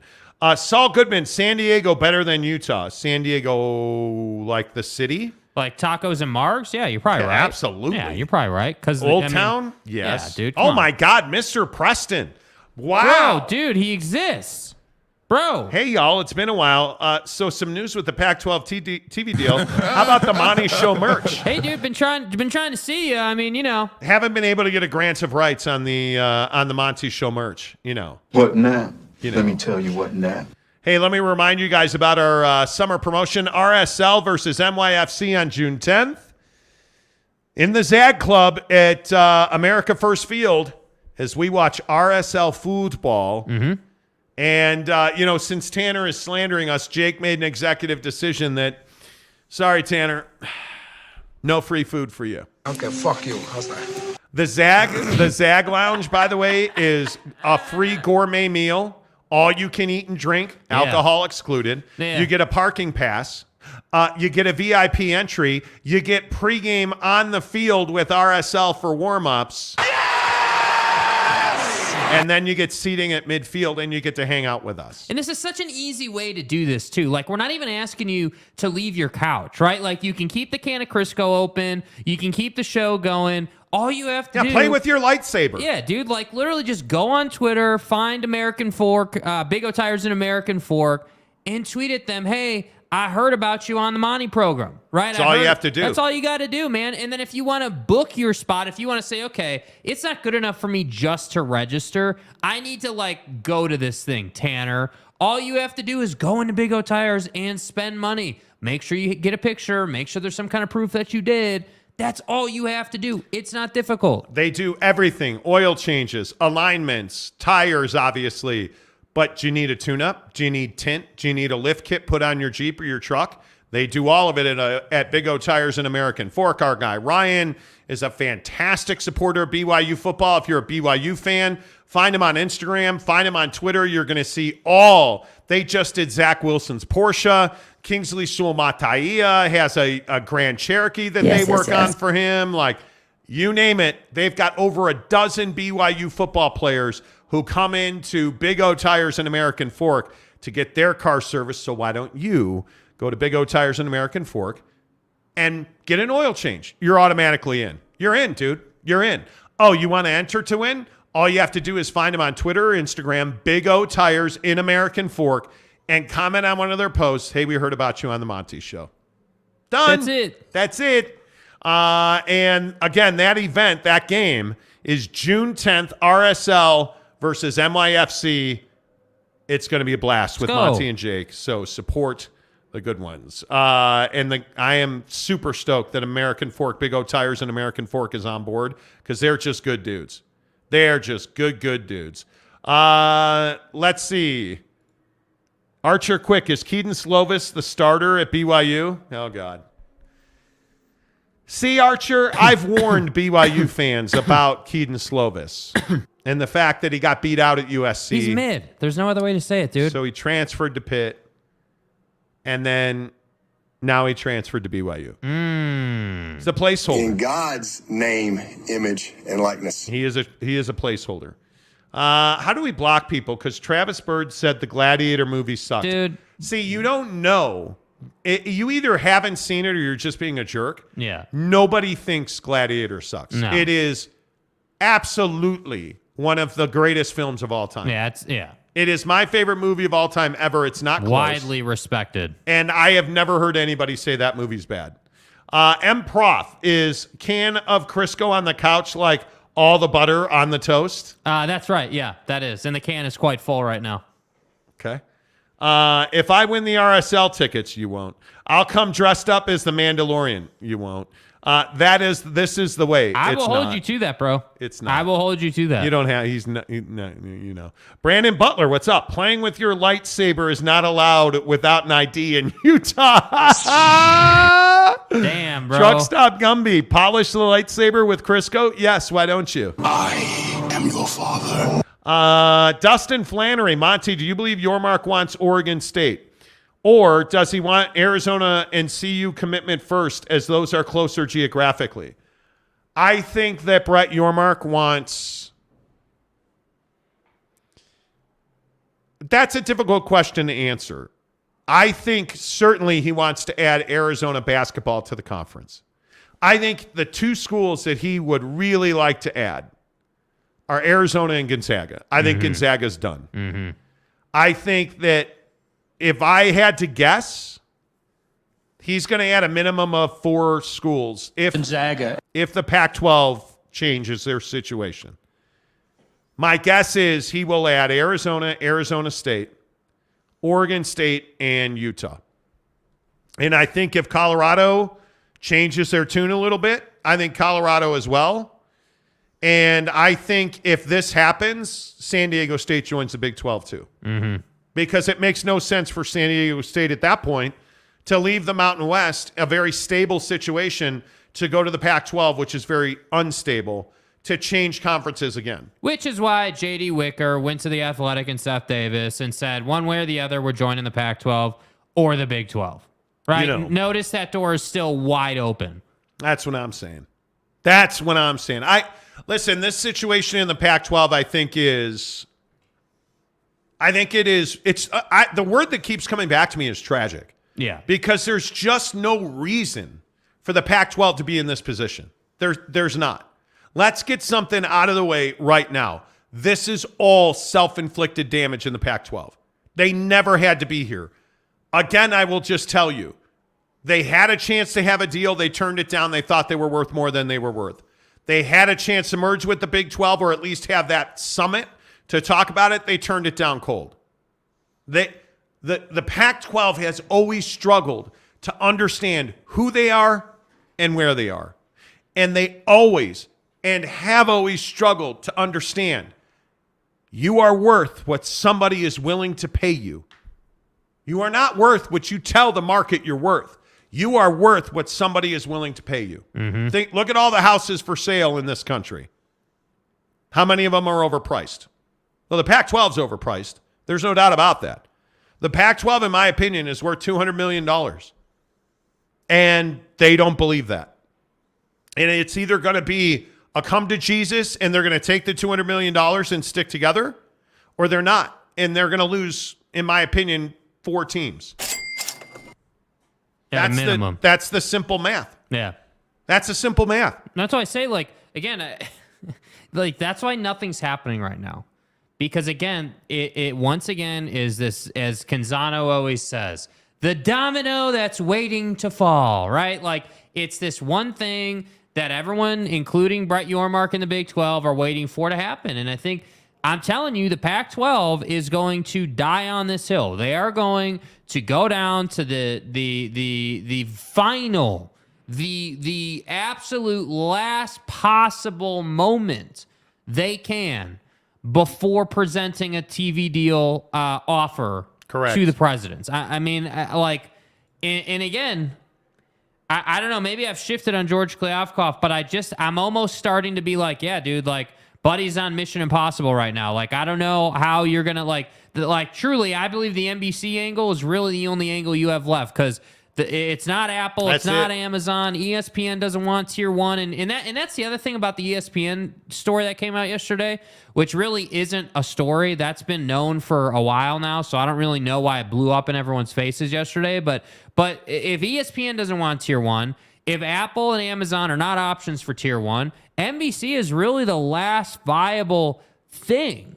And I'm curious, when this is all said and done, if we ever find out when George Kliavkoff comes off the $400 million a year number, because it's guys like Brian Lawler, right, from Scripps that could really help George Kliavkoff, but because George and the conference are asking for, $400 million, that's just not going to get that. Like, no one's going to do that for a product that, frankly, is nowhere near as compelling as some of the other stuff that's available. Well, and I'm telling you, the other part of this conversation is I think you just have to forget about a grant of rights. I think we're watching it as it happens right now with the Las Vegas Golden Knights TV deal, which I think is the model for the Utah Jazz. I think it's the model for every NBA, NHL, and Major League Baseball team that is under the contract of a regional sports network. What the Las Vegas Golden Knights and Scripps just did was rewrite the history of television. That's what they did. It's hard to argue. It is local. It is sold by the provider. So Brian Lawler, president of Scripps Sports, told us exclusively today that, hey, we're selling the ad inventory for the Las Vegas Golden Knights. So let me get this right. You're going to broadcast their games and you're going to go and sell it. So you're going to put our games on TV and you're going to make us money doing it. Who's saying no to that? If you go to the Utah Jazz today and you say, hey, we'll put your games on in your region, right? Because you're not, you obviously you have Denver to the east, right? You have to respect that. You have the Sun south. You have to respect that. But if you're able to get Idaho or part of Idaho and you're able to get all of Utah, why would you say no to that? And you're going to sell our inventory for us? Why would you say no to that? Stay hard. Because you can't tell me that Scripps and Ion, who already have stations and outlets locally, aren't just going to leverage their local seller already and give them fresh meat to sell. It makes no sense not to do that. And if that's truly, if I'm reading the roadmap the right way, that's the future of television. And you look at the deal that Scripps did with the WNBA. Brian Lawler told us today the WNBA and the NBA is going to produce all of that content at least for this year for them. Like, that's incredible. Like, it makes a lot of sense for Scripps because Scripps doesn't have to produce the content and they're going to get new viewers. They're going to expose to their TV schedule and all of their other platforms and all of their other content.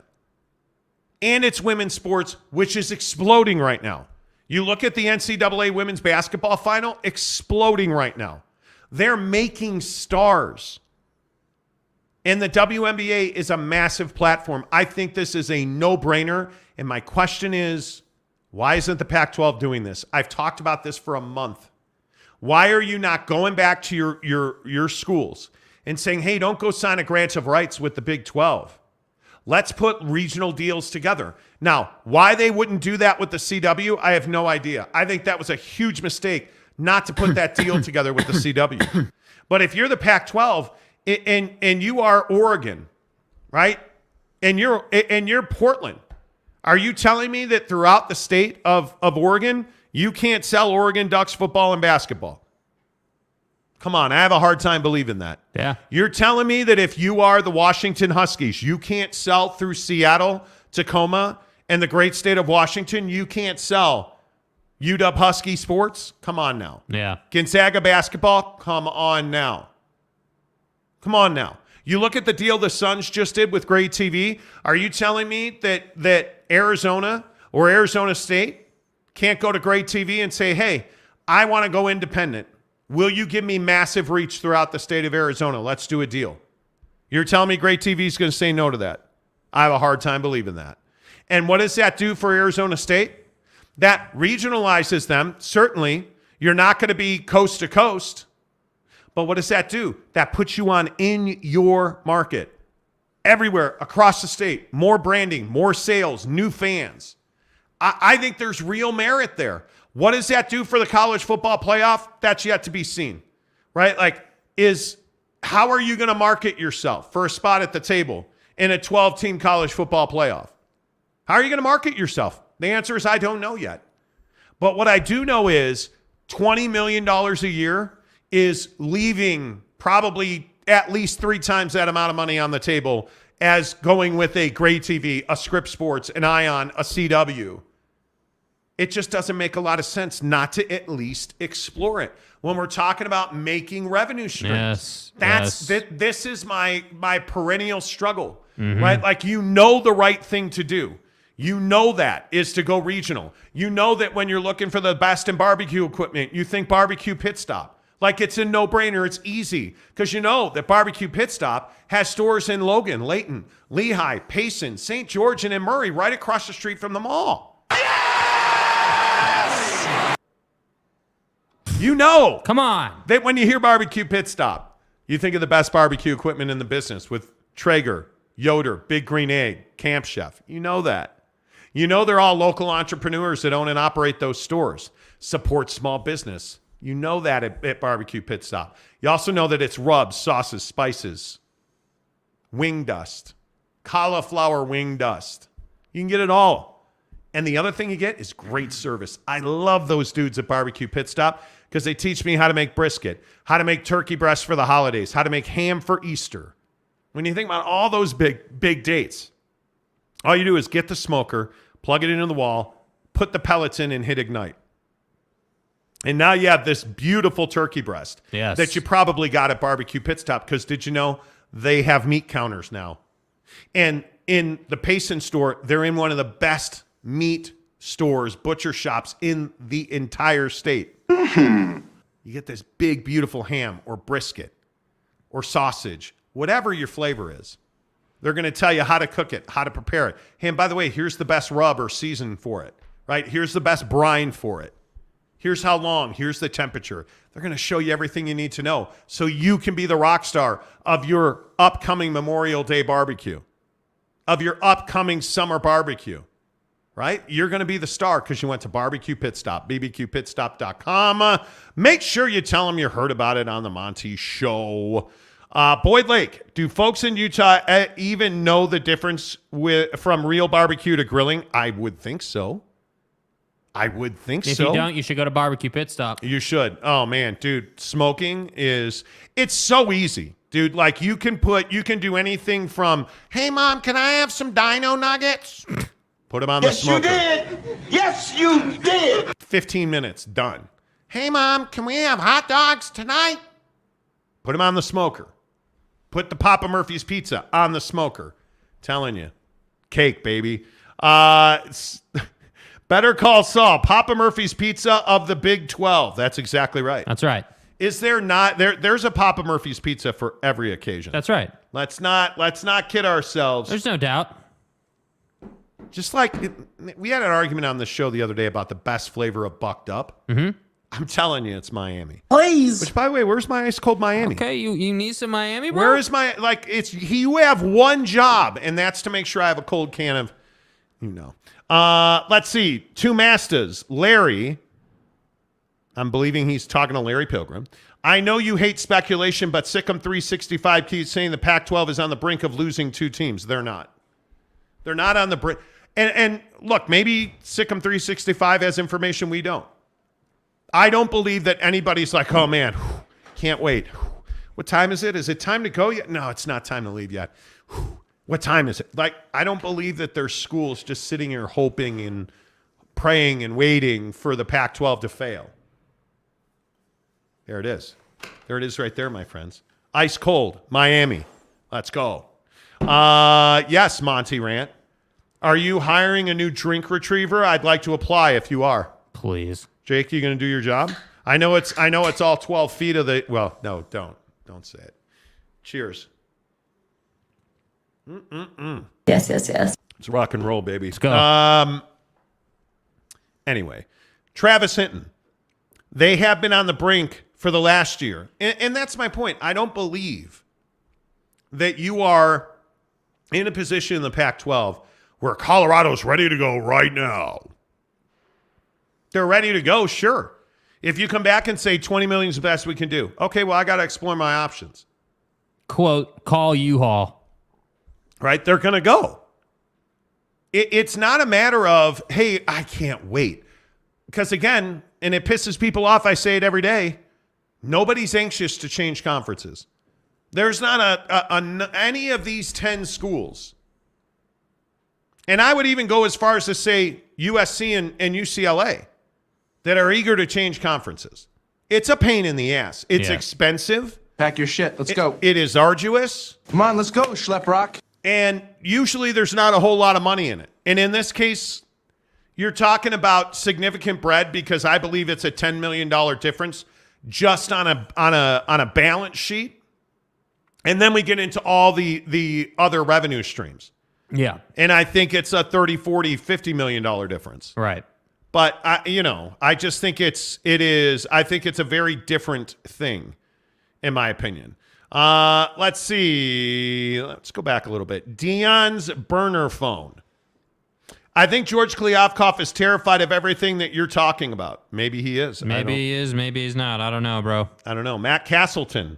Why can't they do both? NBC Sports and allow individual schools to sell their own content on Tier 3 because Tier 3 doesn't exist anymore. Schools don't want to have to carry that infrastructure to say, hey, we're going to produce our own badminton tournament. They don't want to do that. Yeah. They want NBC Sports to be like, all right, let's have the Pac-12 gymnastics tournament in Salt Lake City at the Maverick Center, and they don't want to produce it on their own. Dude, conferences want to check, and the TV people to handle everything. Yes. That's it. Yeah, and by the way, we've watched the Pac-12 be an absolute dumpster fire trying to do it the other way. Yeah. An absolute catastrophe. The Pac-12 is why you don't do Tier 3 rights. Yeah. If we're being totally honest. I just don't think that's even – I don't think it's even a conversation. Gary says, why regional? You will lose national recruiting. I don't know, will you? If it's on stream for free? Because, again, I'm telling you, look at the Vegas Golden Knights deal. That's a stream deal. You can watch that on phone. WNBA, you can watch that on phone. What matters is that your mom and your dad and your uncle and your high school friends can watch you on their phone. Yes. That's what matters. And if the money's there and the facilities are great and there's revenue streams and you're able to generate NIL, and I don't know that matters.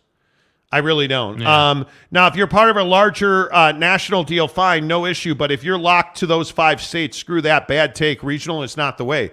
I don't think you have a choice if you're the Pac-12. Because, again, I ask you, where's the national deal? And by the way, was the soccer writer in Minnesota watching you when you had a national deal? I mean, where's the national deal? That's the hard part. In the Pac-12, I think you're stuck between a rock and a hard place because you don't have even the option to have a national deal right now.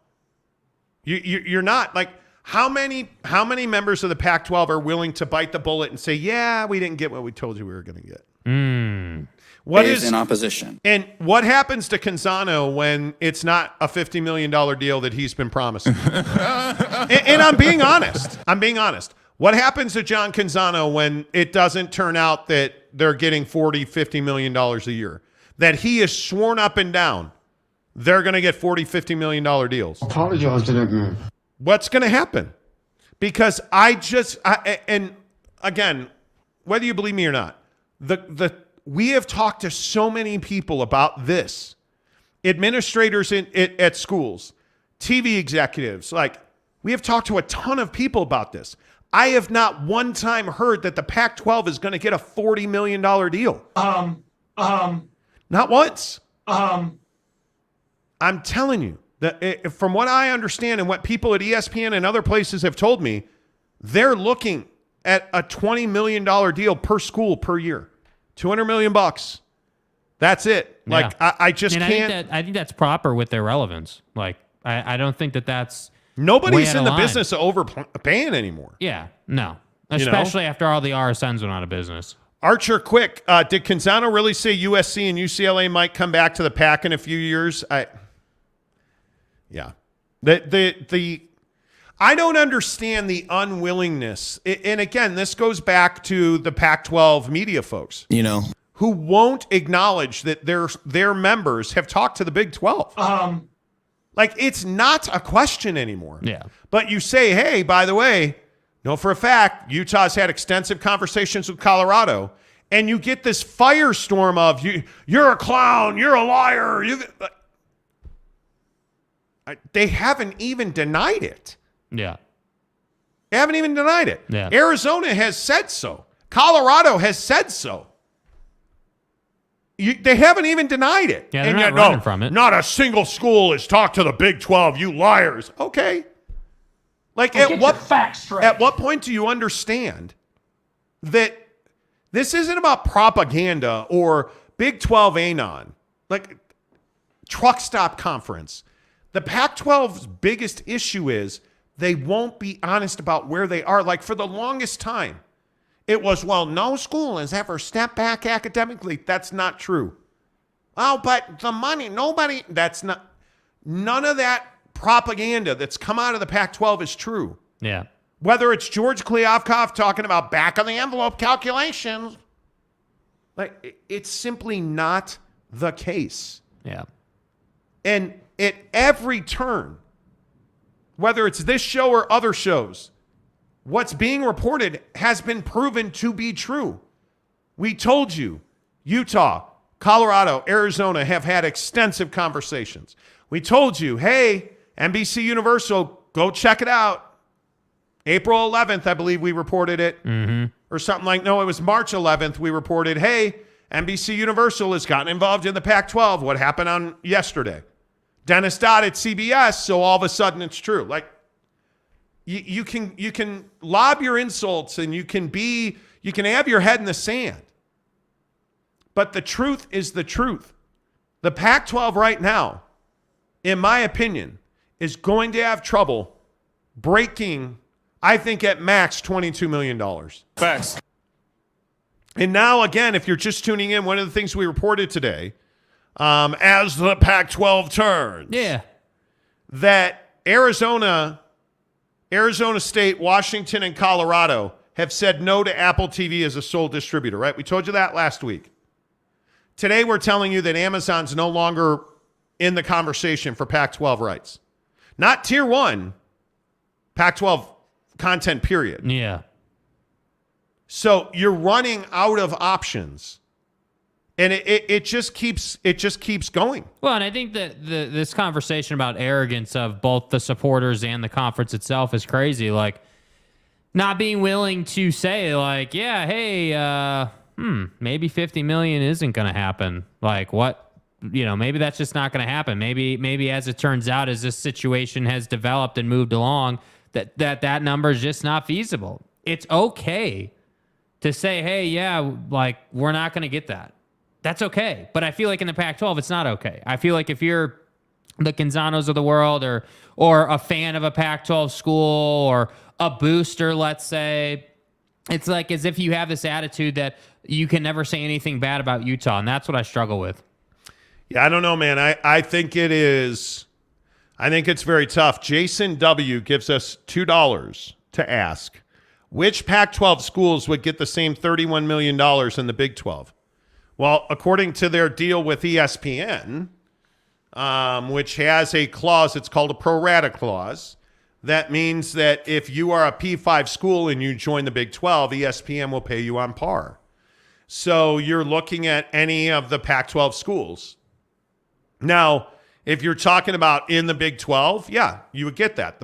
And here's the problem for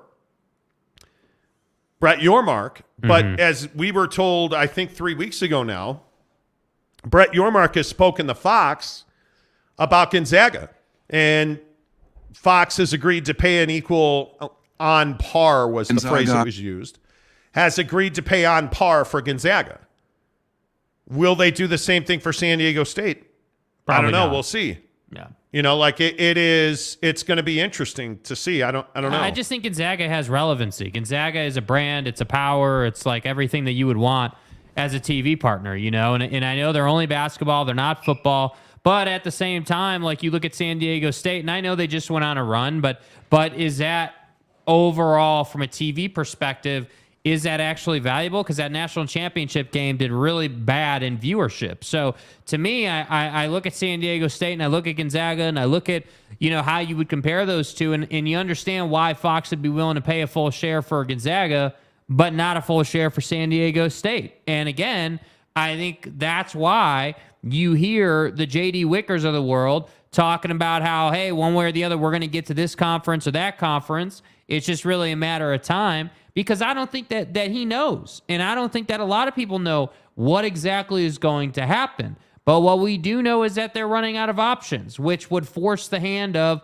schools leaving the Pac-12 or the retirement of grant of rights and the birth, if you will, of localized TV deals, regional TV deals that put you in local markets, not RSNs, but really, hey, right in your town, right in your area type distribution. And there are companies, obviously the Ions of the world and CW, like there are companies out there that can do that. But the day of massive national way overpay just to have your content days, those are over, bro. That's not like, that's it. We're done with that. Now it's time to get real about return on investment and actually surviving. Yeah. Two Masters says Utah's president apologized to Dennis Dodd. Oh, I didn't see that. What did he apologize to him for? I don't know what you're referencing. David Welker. So if I understand you right, Barbecue Pit Stop and Friends are going to put out $60 million per year to sponsor 6 Utah games a year. That's 4 or 5 times more than ESPN was paying BYU. Utah does have value. Well, I never said that they were going to put out $60 million. Where the hell are you getting that from, I have no idea what you're talking about. Like, what are you talking about? Tanner says Flyover Conference. That's my favorite nickname, seriously. Ed Wayner says Go Islanders. Yes, Brian Lawler from Scripps Sports is an Islanders fan. Boyd Lake, ouch, no more Amazon. Eesh, yeah, that's very difficult. It is very difficult. Truck Stop Gumby says a pig bus. Yes, Utah pig bus on Twitter. Let's see, jam on my jelly roll. What's up? Where have you been? Cheese pizza with extra cheese, family style. Then I cook it on my 22-inch George Foreman grill. George Foreman grills are underrated. Crispy crust. Okay. But see, that's one of the things I really like about the smoker is that you get the crispy crust. My God. Yes. Dude. Yeah. Royal Blue Saguaro. Fox still hasn't agreed to the pro rata for new P5 schools, has it? No, it is not. But the difference between the Pac-12 and the Big 12 is that Brett Yormark has an ongoing conversation and relationship with his TV partners. So when he was, and again, sources have told us that Gonzaga has an oral invitation to join, a verbal invitation to join Gonzaga, the Big 12, and that the Big 12 has spoken to Fox about, hey, what if? I like Gonzaga. And we were told the phrase that was used was on par, that Fox would pay on par for Gonzaga. Mm-hmm. So I think it is a per school basis with Fox. Yeah. I don't believe that Fox is going to pay on par for San Diego State. That's going to be an issue as well. I think San Diego State is in an incredibly vulnerable position. I think, again, and I'm not trying to get all crazy, but the Seth Davis quote right here through Dennis Dodd, San Diego State AD J.D. Wicker to Seth Davis of The Athletic, quote, one or the other, Big 12 or Pac-12 is going to happen. We're excited for the opportunity, and we've done a lot of work to prepare for that. What now? Let me tell you what now. Well, how are you going to get paid? And I'm being serious. No, that's why I think it's funny to hear J.D. Wicker say one way or the other, one or the other, we're going to do the Pac-12 or the Big 12, because it's like, dude, like you can sit here and tout and say, oh yeah, we're going, and then sources on our side are saying that he hasn't even informed the Mountain West commissioner that they're leaving. Like I just think things don't add up, and that's what I'm a big believer in. Like you can look at whatever whoever you want to support. If you want to go and support Gonzalo, that's fine. I have nothing against the guy personally. I just don't believe his work is as honest as it needs to be. No, and his track record is not either. And I think that if you just do, like, if we just take our opinion out of it, just take your opinion out of it, I don't care who you are, and just look at, okay, if we know that ESPN is out on tier 1, if we know that Apple TV, wanted either all or nothing, all of your content, and it's nowhere else, or we're not interested, they're out. And we knew Amazon wanted 1 game a week, and that doesn't work for the Pac-12, so they're out. Well, where else are you going to go? Because Fox doesn't have a need, and NBC is the last prayer for you. That's not an opinion. That's just sort of a synopsis of the news cycle. And you look at Oregon and Washington. Nicole Auerbach at The Athletic. Illinois Chancellor Robert Jones tells The Athletic, the notion of expansion is not really at the top of our list at the moment. That's an honest answer. We're only going to do what's best for our current membership, and there has to be some value added for expanding beyond that. Oh, by the way, he's on the executive committee in the Big Ten who makes a decision if they expand or not. Oh. So when he says, hey, there has to be value to add, what's the value? What he's saying there is there has to be more money, and there's not.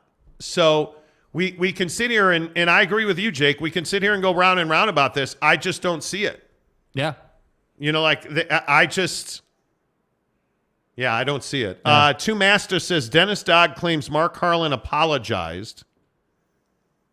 to him over that Twitter spat they had a while back. Oh, Mark Harlan, the athletic director at Utah. Mark is the athletic director at Utah, who went after Dennis Dodd a little bit. So I did not see. I don't know. Did Dennis tweet that? I don't know if I follow Dennis Dodd on Twitter or not. I think I do. But Mark Harlan's a good dude. Mark Harlan is somebody that is frustrated for certain. Yeah, how can he not be?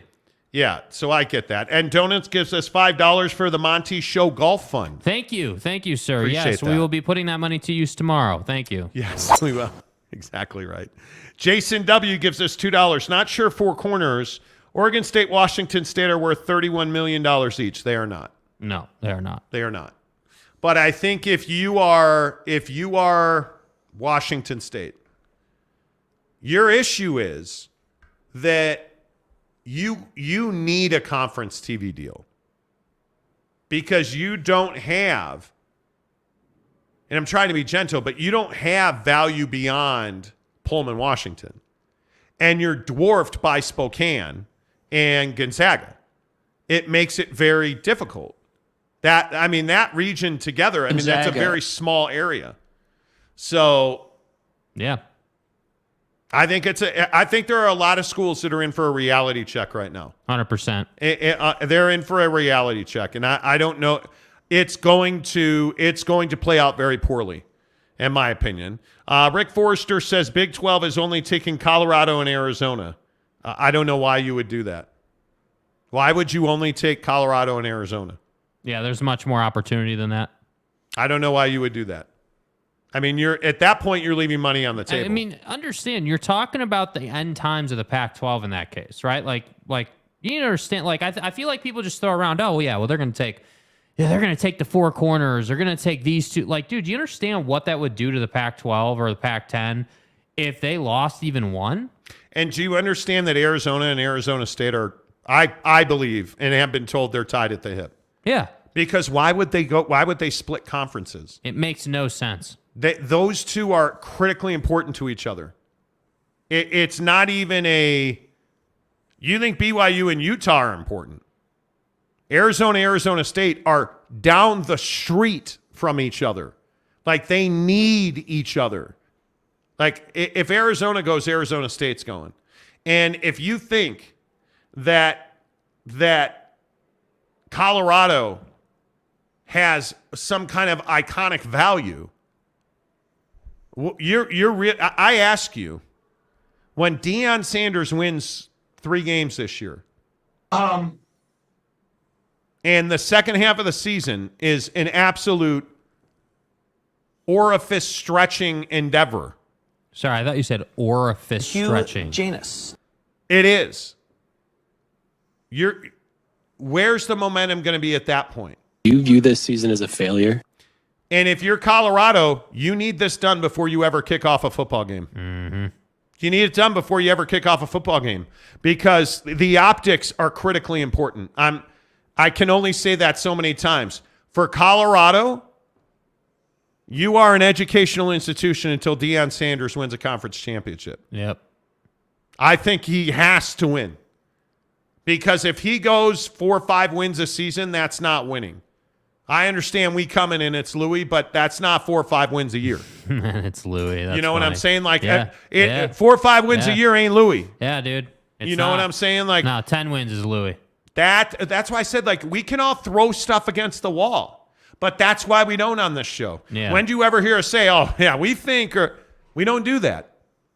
That's why, like, NBA free agency, or we don't do that because people's livelihoods are at stake. Yeah. Like George Kliavkoff, in my opinion, and I've heard this more than once, I think if his seat is not hot, I would be shocked because they have done nothing. Not a thing together in any way, shape, or form.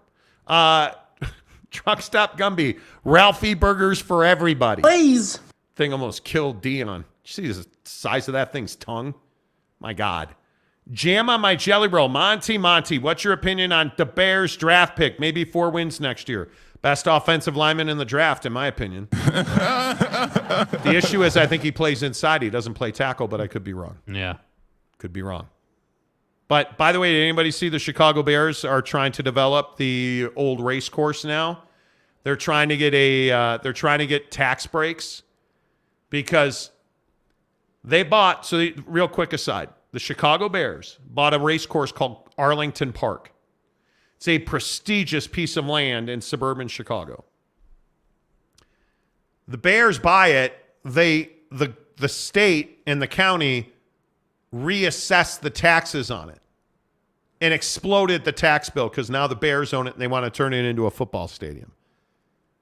So the Bears are hemming and hawing now on whether they're going to develop that piece of land because they want tax shelter to develop that land. And it's an I can't remember. It might be like $15 million a year in taxes alone. Dude.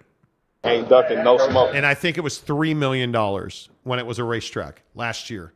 Before the Bears bought it. It was like $3 million. Now, I could be wrong about that, but I think it was 3, and now it's 15. It's a stupid number.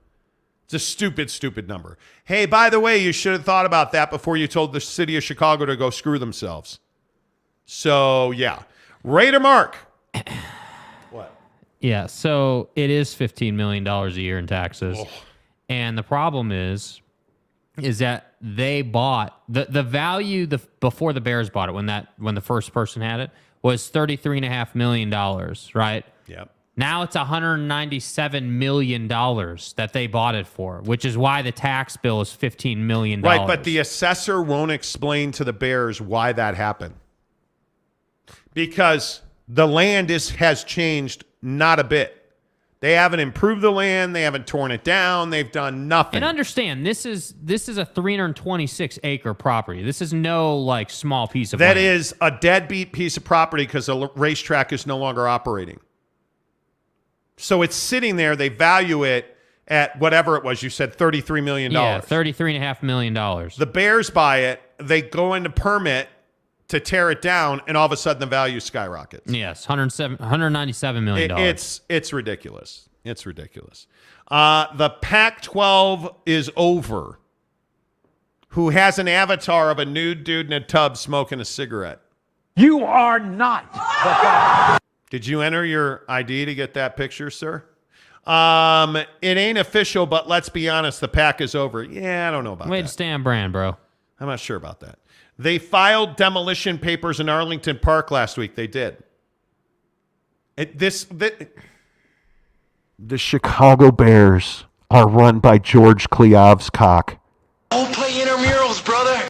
Let me see if I can get Jesus at the door here. This is a continuing shit show in Chicago. God.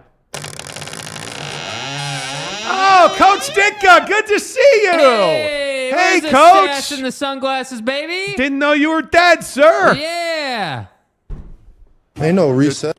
Dude, do you guys understand my fandom? I'm a Notre Dame fan. We suck. Don't fuck. I'm a Blackhawk fan. We're terrible. Don't fuck. I'm a Cubs fan. We just went 1-6 on our road trip. We're terrible. I'm a Chicago Bulls fan. Don't make me talk about it. Don't fuck. I'm a Chicago Bears fan. And now we'll never beat Aaron Rodgers as a Green Bay Packer. Ever. I have no soul. Never. And I have no happiness. Never. And on top of that, I'm a fan of Chelsea Football Club. And we don't win matches anymore. We used to. Now we're 9 clear of relegation. Thank fucking God that we're 9 points clear with, like, I think 3 matches left. I thought, like, I'm serious. Like, you're 9 points clear with 3 matches to go. Give me a piece of rebar. I have been a rich man and I have been a poor man. Drive that thing through my foot. It's more enjoyable than being a sports fan in my life. Like, I have no sports happiness. I have no sports. I haven't had a sportsgasm in I don't know how long. Yeah, we're focused on the Jets today. Yeah, I'm not either. Yeah, we're really focused on Philadelphia right now. I haven't had sports happiness in I don't know how long. We're on to Cincinnati. Although today it moved a little bit when Ian Happ came to the plate and I said this MFer needs to hit, and he jacked it out.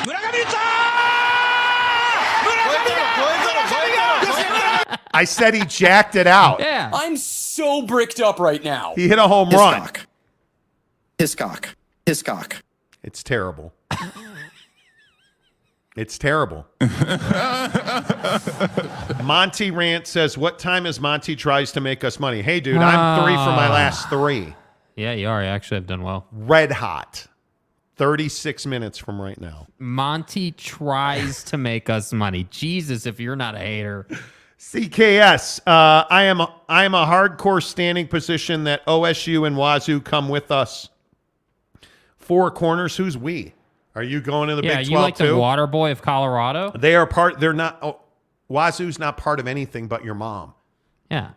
I don't know why I said that. If you guys ever want to kick it, we'll flow. And Donuts, Arlington Park conceptual renderings are badass. They are, but that's all it is. That's all we do in Chicago Bears fandom. Dream. We draw little pictures. You dream. Then we go to bed and we wake up on the lakefront with dead bodies and bags of cocaine. That's who we are as Bears fans. Braves in opposition. SA, Utah will be the flagship university of the new Pac-12. Yeah, 1-0 every year. Pac-5? Every year. The Pac-12 is over. Isn't it a shit show in Pac country? It is. You know. It is. Truck Stop Gumby, at least Monty isn't a Stanford fan. Dude, Don't you know who I am? I hate trees. So let me get this right. I'm paying somebody to come and do whatever it is to this, whatever it is in the rear of my home, because it's not grass and it certainly ain't a yard. It's not the best situation, and we all know that. Let me get this right. So I'm going to pay you. So I'm going to pay you to come in, and it's really just a guy that's going to come and kill dandelions and crabgrass. But I have to blow all the leaves off for you to do that? Maybe. Maybe not. Maybe fuck yourself. You're a landscaper, man. No. Apparently I'm the landscaper. Pricks. Tom, does Chicago want to join the Pac-12? Apparently they've talked. You know. Larry Pilgrim. Big 12 Karen troll accounts. Probably. Salty drunk. Any NBA news? Yes, we have to talk about Luka Doncic and his hot-ass mom to the Utah Jazz coming up. We'll talk about that in a minute. Yes. What does this say? Ben, you want to take a shot at I'm sorry, I didn't mean to interrupt you looking at your phone. Benida? I don't know what that means. I think that just says Benda. Okay. Tanner, Monty, enough with this woe is me stuff. The Bulls have won 6 titles. Like 30 years ago. Yeah, what happened? I thought Stockton and Malone and, you know. Yeah, the non-push-off. You remember. Yeah. The Cubs have won a World Series title. Like 30 years ago. Well, it was only like 5 years ago. The Bears have a Super Bowl. Like literally 30 fucking years ago. Yeah, no, that's a long time ago. Are you serious? Yeah. So do the Eagles. What are you talking about? Notre Dame is the most prestigious program in college. Stop. If somebody is all to be woe is me, it should be Utah sports fan. Dude, please. Dude, you take a dump and you're like, that's terrible. Although today was. Hey, by the way, did you see Nick Foles is available? Yeah, Do you want to go and get Buddy? You don't like Jalen Hurts. You think he sucks. Nick Foles is available. Yes, you did. Yes, you did. Yeah, wasn't it 5 years ago you guys were referring to him as Big Dick Nick? Yeah, get him. Wasn't that his nickname? Go get him. Brandon Butler, could be worse, brother. You could be a White Sox fan. Stop. Oh, shit. Guaranteed low rate field. The only people that are White Sox fans are those that have a stipulation in their parole agreement that they have to support the South Side. Hugh Janus. Right? Nobody was born or wants to be a White Sox fan. Here I am. Nobody. Well, Ozzie Gann. Here I am. Sucks. Oh, Tony La Russa's back. And he, I believe, died on the bench. Right? Oh, man, you guys, we got, you know. Oh. You got who? Oh, remember that John Cangelosi catch as a kid? Yeah, that's stupid. I do. Good old number 44. He ain't coming through that door anytime soon. Sorry, did Rudy you just Law, say John Jose Cruz. Cangelosi? John Cangelosi, look it up. One of the greatest photographic moments of my life was as a kid with one of those Kodak instant snap cameras. Hey, it was Kodak photo day, bro. John Kodak. Cangelosi makes a diving catch, and here's little Monty just clicking away. Didn't catch us. Yes, you did. Not a single. Yes, you did. Not a single. Monty tries to take you pictures. Not a single fucking picture of John Cangelosi, but some fathead drunk Sox fan blocking my camera lens.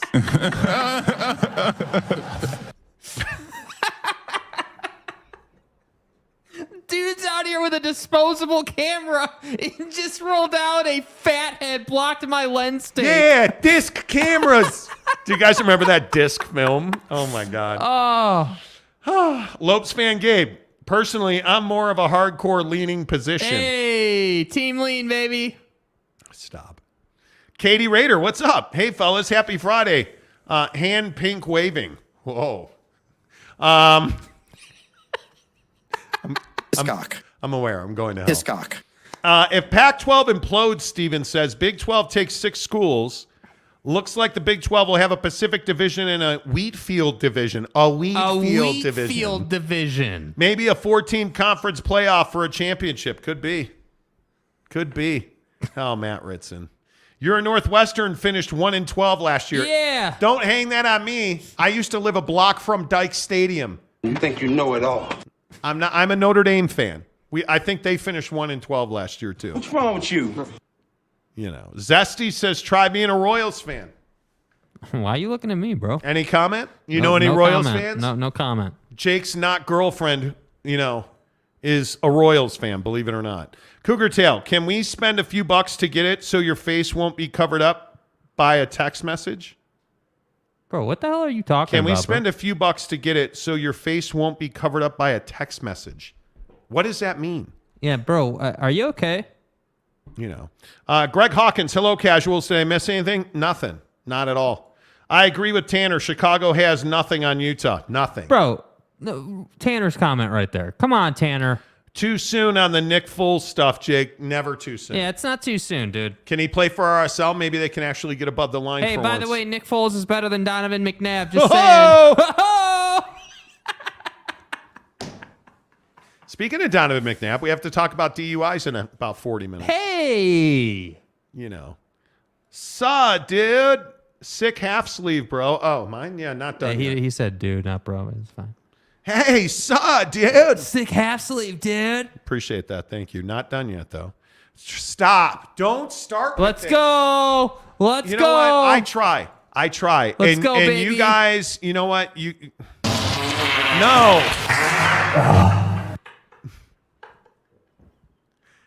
I can't reason with you people. Just get the marinara meatball. At Papa Murphy's, we do more than just pizza. We do meatballs and marinara. Papa Murphy's does meatballs? Oh, I think you mean I do the meatballs and marinara?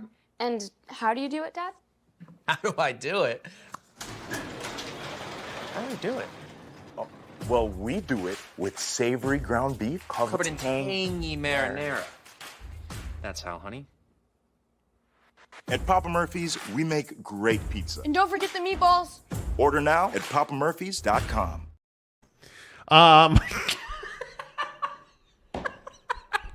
Papa Murphy's Pizza. Make sure you use the promo code Monty25 to get 25% off your purchase of $25 or more at Papa Murphy's Pizza. Make sure you tell them you heard about it on the Monty Show, and I'm telling you, get the marinara meatballs. What are we doing tonight, by the way? We're going to an art museum. What is this place called now?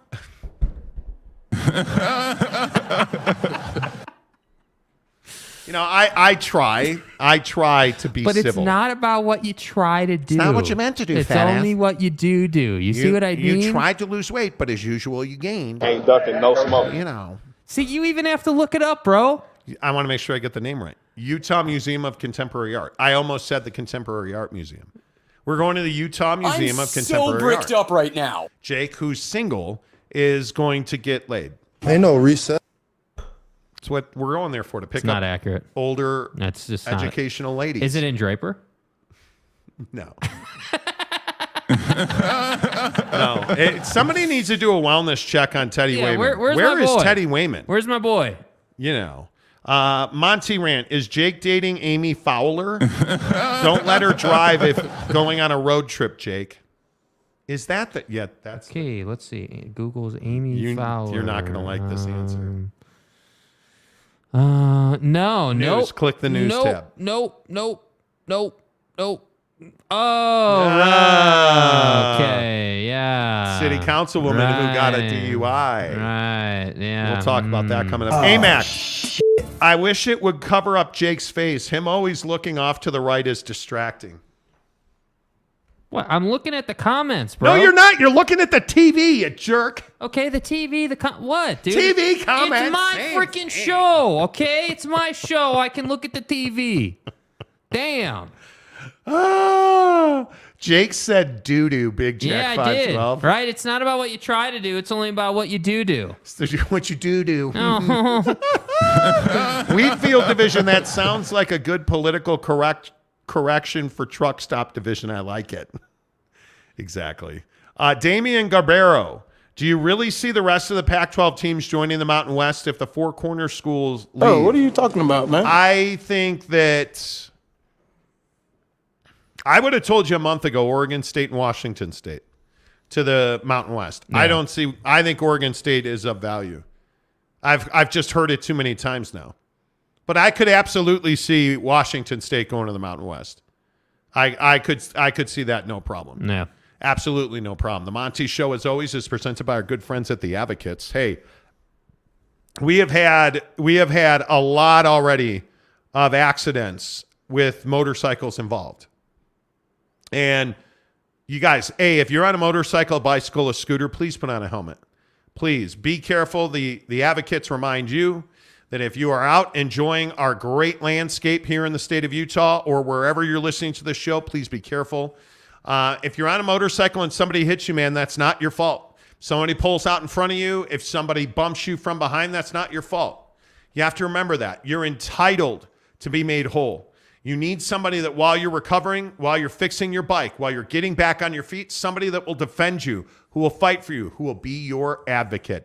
That's why we tell you, if you've been in an accident, if you get hurt at work, if you get hit by a car, if you're in a car accident, get to theadvocates.com, utahadvocates.com.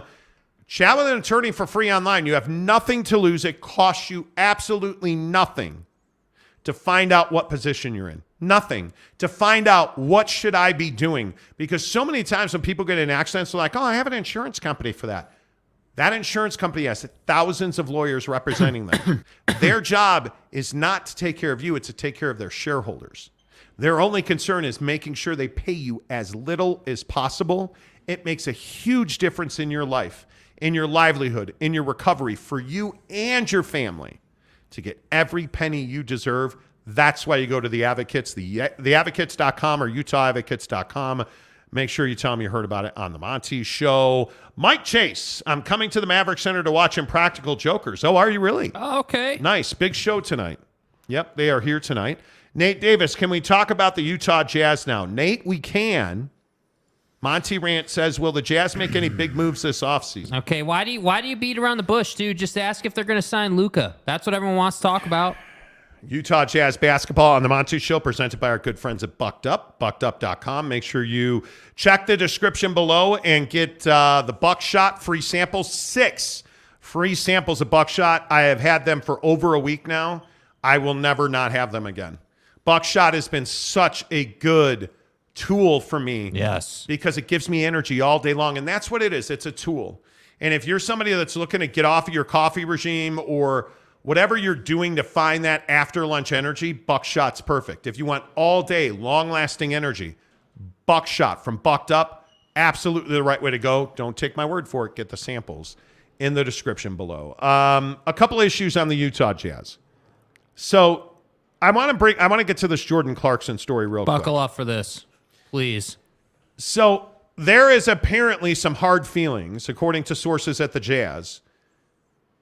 And I got a no comment from Clutch Sports, who represents Jordan.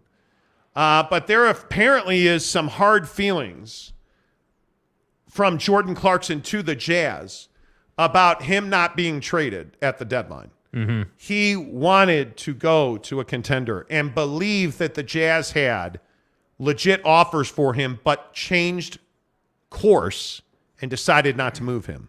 Right. And he was apparently, and distraught is a strong word, he was upset about the Beasley-Vando Lakers deal.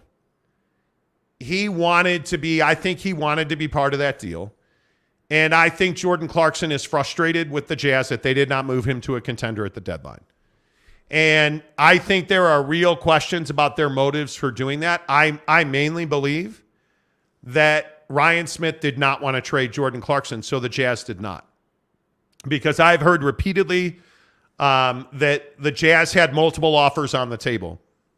And I guess the question now, Jake, is, was it a mistake to hold on to him? Yeah, I mean, I think even before we got this information, my stance was, yeah, it's been a mistake to hold on to Jordan Clarkson because you knew he was going to hit the open market and he was going to get more money than you were probably going to be comfortable paying him. I mean, that's just basic NBA economics. But now it's gone a step further, and this is kind of what we had, previously we'd speculated about this just a touch, like kind of figuring out, okay, well, let's say that Jordan did want to go, like what would happen? But now we know, yeah, Jordan did in fact want to go to a contender. And I don't blame him for that. The guy is nearing the end of his prime in his career. And I think this is a really interesting point with the Jordan Clarkson situation, which is NBA players, now their prime is being extended in a lot of cases. So it used to be, oh, he's 30? Well, prime's over. We're done with that.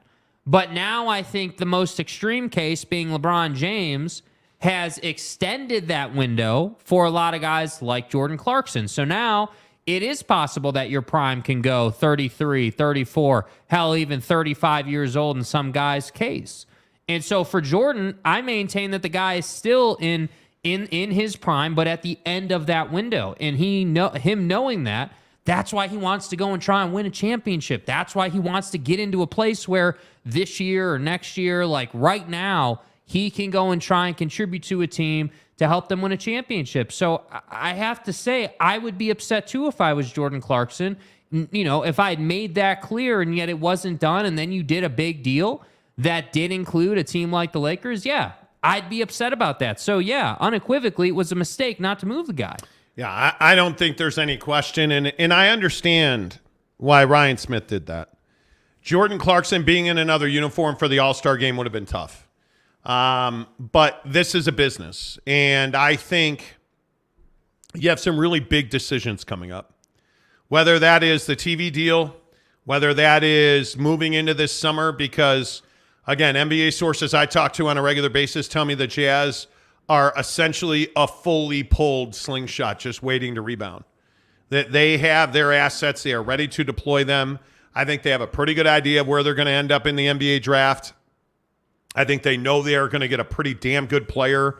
I would assume they're going to be in the top 10. They're going to get a really good player. I think when you look at where the Utah Jazz, they are uniquely positioned to move forward and thrive. I can't see a way now, and again, it's April 5th, Cinco de Mayo, bro. May 5th. May 5th. God. Anyway, my point was, I can't see a way now at this point that Jordan Clarkson comes back to the Jazz. Yeah. I think hearing the frustration, it's what we worried about. Jordan did not look engaged for the season. Jordan did not look like a guy that was excited to be on the bench. He missed a large swath at the end of the season. He looked like a guy that was checked out and ready to move on. Yeah. And his statement at the end of the year that, hey, this is a business and we're ready for a new situation, and that's really hard to hear Jordan talking about that. It would be nothing for me and my team to pack up and go to a new situation. Yeah. That was the quote that went around. Remember that, because I think it's important. It would be nothing for us, right? Like, basically saying, like, yeah, we would do that tomorrow. The guy just wants to win. And I think teams need to be more aware of this stuff, man.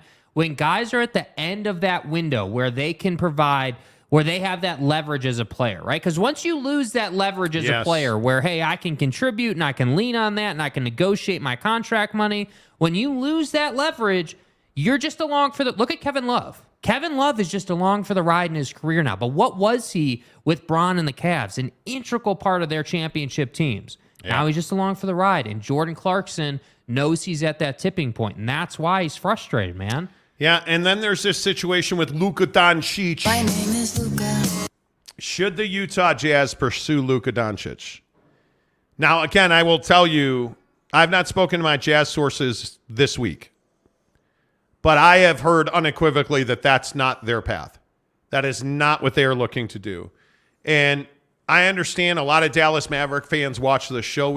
Dallas, I think, is one of our top 5 markets. Luka Doncic is a problem. He's not a solution. And I think his toxic relationship with his teammates, I think his inability to take feedback, I think there were questions about what shape he was in over the summer. No doubt. I think that's HIPAA. And he comes in and just has a massive season.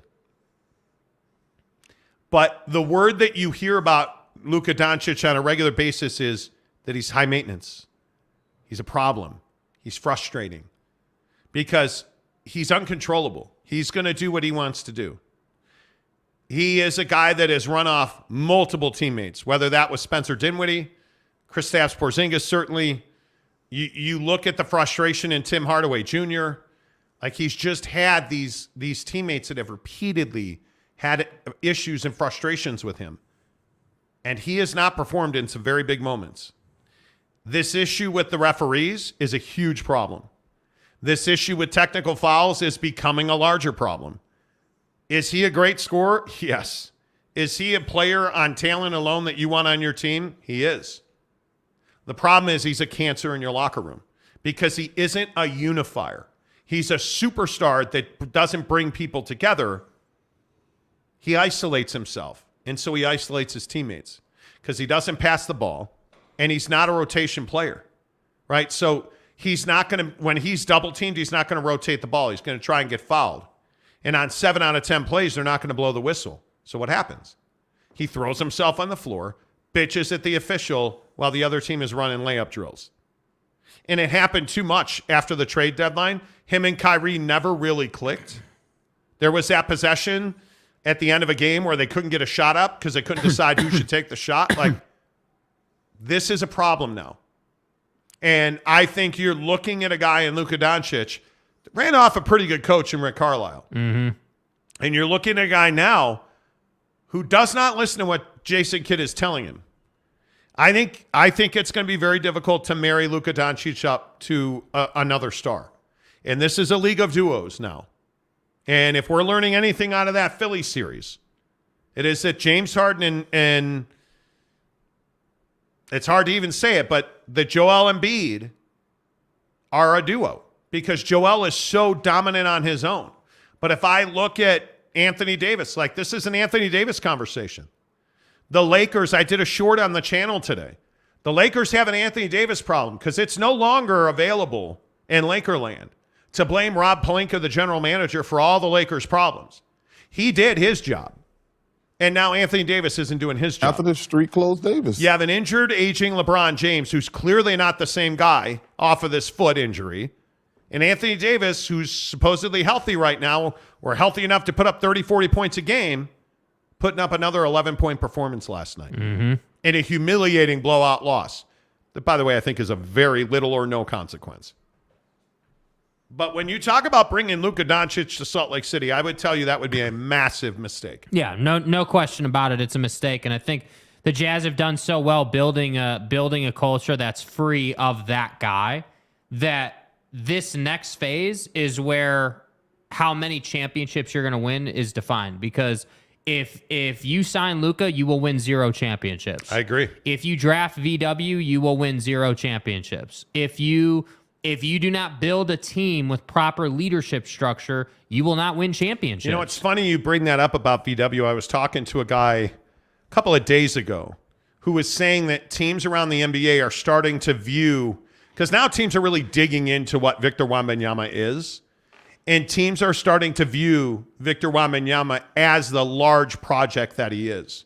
Because when you really look at his tape and you pay attention to the details of what he is as a player, Victor Wembanyama is a wonderfully talented offensive player who physically is incapable of competing in the NBA. Like if you drop him in the NBA today, he will be a spot-up three-point shooter. Yeah.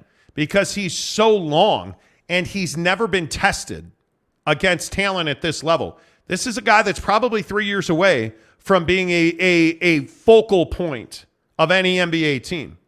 So if you are a team like, I don't know, pick your poison, the Oklahoma City Thunder, how do you bring in a Victor Wembanyama? If you're the Utah Jazz and you have a guy in Lauri Markkanen who's probably got a 2 to 3 year window max to win a championship.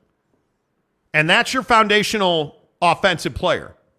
And then you surround him with an Ochai Agbaji and you surround him with a Walker Kessler. Ask yourself, how does Victor Wembanyama fit into that rotation? And he probably doesn't. And here's the other thing that I think is so fascinating. Is Victor Wembanyama a modern-day NBA body? Yeah, no. He's not. Nope. He's not. And you're looking at a guy who, if you draft Victor Wembanyama, and he will be the number 1 pick, and if you're Detroit, let's say, and you draft Victor Wembanyama, you're going to have to put a ton of muscle on him. Do you even lift? I would guess you would allow him to play summer league, but not recreational summer league, right? You're not going to allow him to go into these summer runs. And how long does it take him to get used to playing in the NBA? Because right now he's at a point in his life where nobody has ever said no to him. He told a coach in his professional league that he's in now, he told his coach, I am not playing center. They said, we want you to be a 5. He said, I am not playing center. And he openly admits that. Mm-hmm. How's that going to fly in Detroit or Houston or Orlando? Yeah, well, I think the problem is that he has this mindset of not wanting to play center, and at the same time, his body supports that right now because he couldn't physically play center. But the problem is that the guy's handle, everyone always says, hey, he's got this elite handle for his size. And I don't even disagree. He's got, for his size, a really good handle. There's no question about that. But in the NBA specifically, what does his game look like? Well, to me, his game is you're going to be a pick and pop big, and ideally you would shoot a lot of threes. I just think that's his game. And the other thing is, when you draft this cat, you cannot overplay him the first half of the season. You have got to throttle those minutes and manage his body, because if you overrun him, if dude is playing 35 a night, he will not last 30 games in this league. I'm telling you. Guys at the 4-5 take much longer to develop in this league. And I think he's probably a 3-4 in this league. And so the question I ask is, how does he hold up? Name a 3 in this league. Can he guard a Lauri Markkanen? Can he guard can he guard Paolo Banchero? Can he guard a Kevin Durant? Right? Can he guard a LeBron James? I mean, think about these names. Like I don't know how.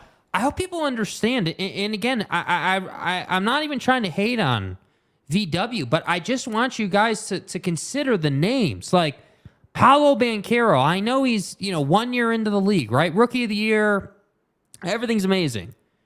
You're talking about a guy, isn't Paolo Banchero like 6'8", 240-ish, 230? That's a tough road to hoe, dude. Like, good luck, dude. Like, do you really think that Paolo Banchero's never put a shoulder into the chest of a guy who's 7 feet tall? That's what he gets paid to do for a living. Yeah, it is. I mean, I just think it's incredible that we think that guys like Embiid, that guys like LeBron, for how many ever years he's got left, like these guys that are elite trained basketball players are not just going to run through this kid because he is not ready physically. I agree. 3 years from now, if he has the Giannis level transformation, which we've never seen before, never, right? Until Giannis, we had never seen somebody have that level of, hey, come into the league as a stick, and now you're a grown-ass man with a championship on the team that drafted you. Never seen it before. It's possible, just never seen it before. If he does that, I will change my tune on VW in the ceiling of his career. But I do not view this guy as a championship player, the guy that's going to take you there. Like, I don't view him as that. What do you say to Victor Wembanyama if you are the Detroit Pistons and you are playing the Milwaukee Bucks? Good luck. You're playing when Lopez is in. I don't know what you say to Victor Wembanyama when you're playing the New York Knicks. Mitchell Robinson, dude. Or Julius Randle. But compare him to the 3-4s. The 3s and the 4s in the NBA in the next 2 years. What do you say about Julius Randle? What do you say if you go up and down the list? What do you say about a Pascal Siakam, a Lauri Markkanen, I mean, you just, how does he guard any of those names? I don't know how do you guard a Mikal Bridges? Is that a real question?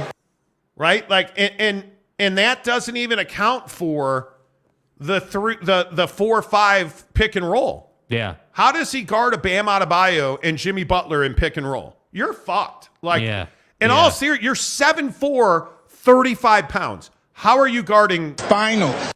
Okay, well, we'll double. Back is broken. Come double, but where is he going to rotate to? By the way, that's the issue. The other thing I think no one's talked about with this kid in the games he's played overseas. Do you understand how elite NBA guys are at getting the whistle? Oh, my God. Do you understand that? So when your arms are that long, do you really think an NBA player is not going to get you to reach and get you in foul trouble? Like, I don't think people think about this stuff. Like you bring up Mikal Bridges. Dude, Mikal Bridges, Austin Reeves, like these guys that learned how to play the way James Harden plays and get fouls. Dude, he's in deep trouble, bro. I'm telling you, man. It's not going to be some cakewalk for this kid. Now, there's also going to be matchups on the other end that guys are going to have to deal with. Yeah. There's no question about that.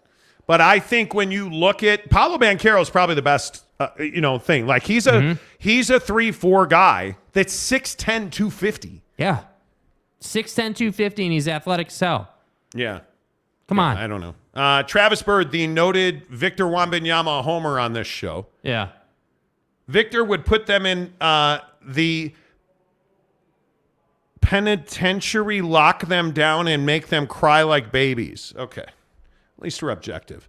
Brandon Butler, he's Rudy with an offensive game. He will be great against mid players and will get abused by great players around the rim. I don't disagree with that.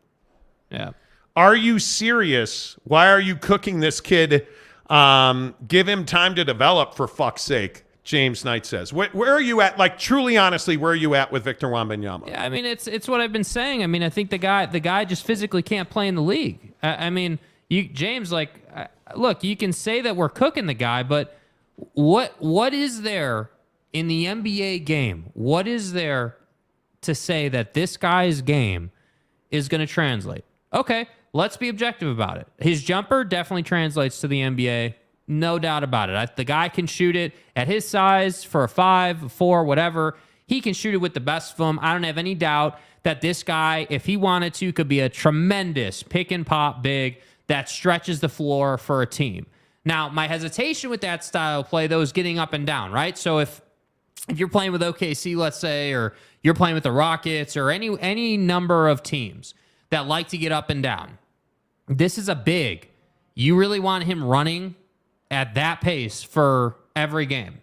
I don't want that. I need a team that plays, not the fastest and not the slowest, just an average, nice, easy pace for NBA basketball. But the problem is that Victor Wembanyama is just not ready physically. That's why I think he's not going to be some prolific NBA player. Yeah, sure, let him develop. But James, let me ask you this.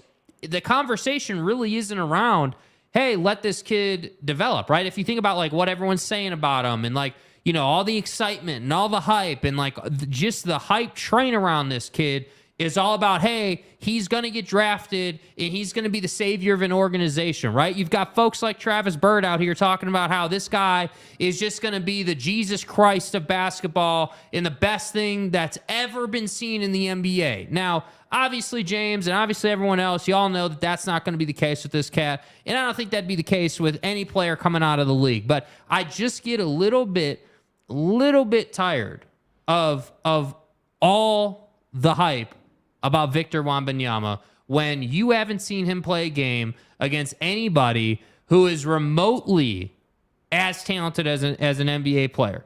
Nobody he's played could start in the NBA. Do you realize that? The guys he's playing right now would not be in a starting 5. Would they be bench players? Sure. Absolutely.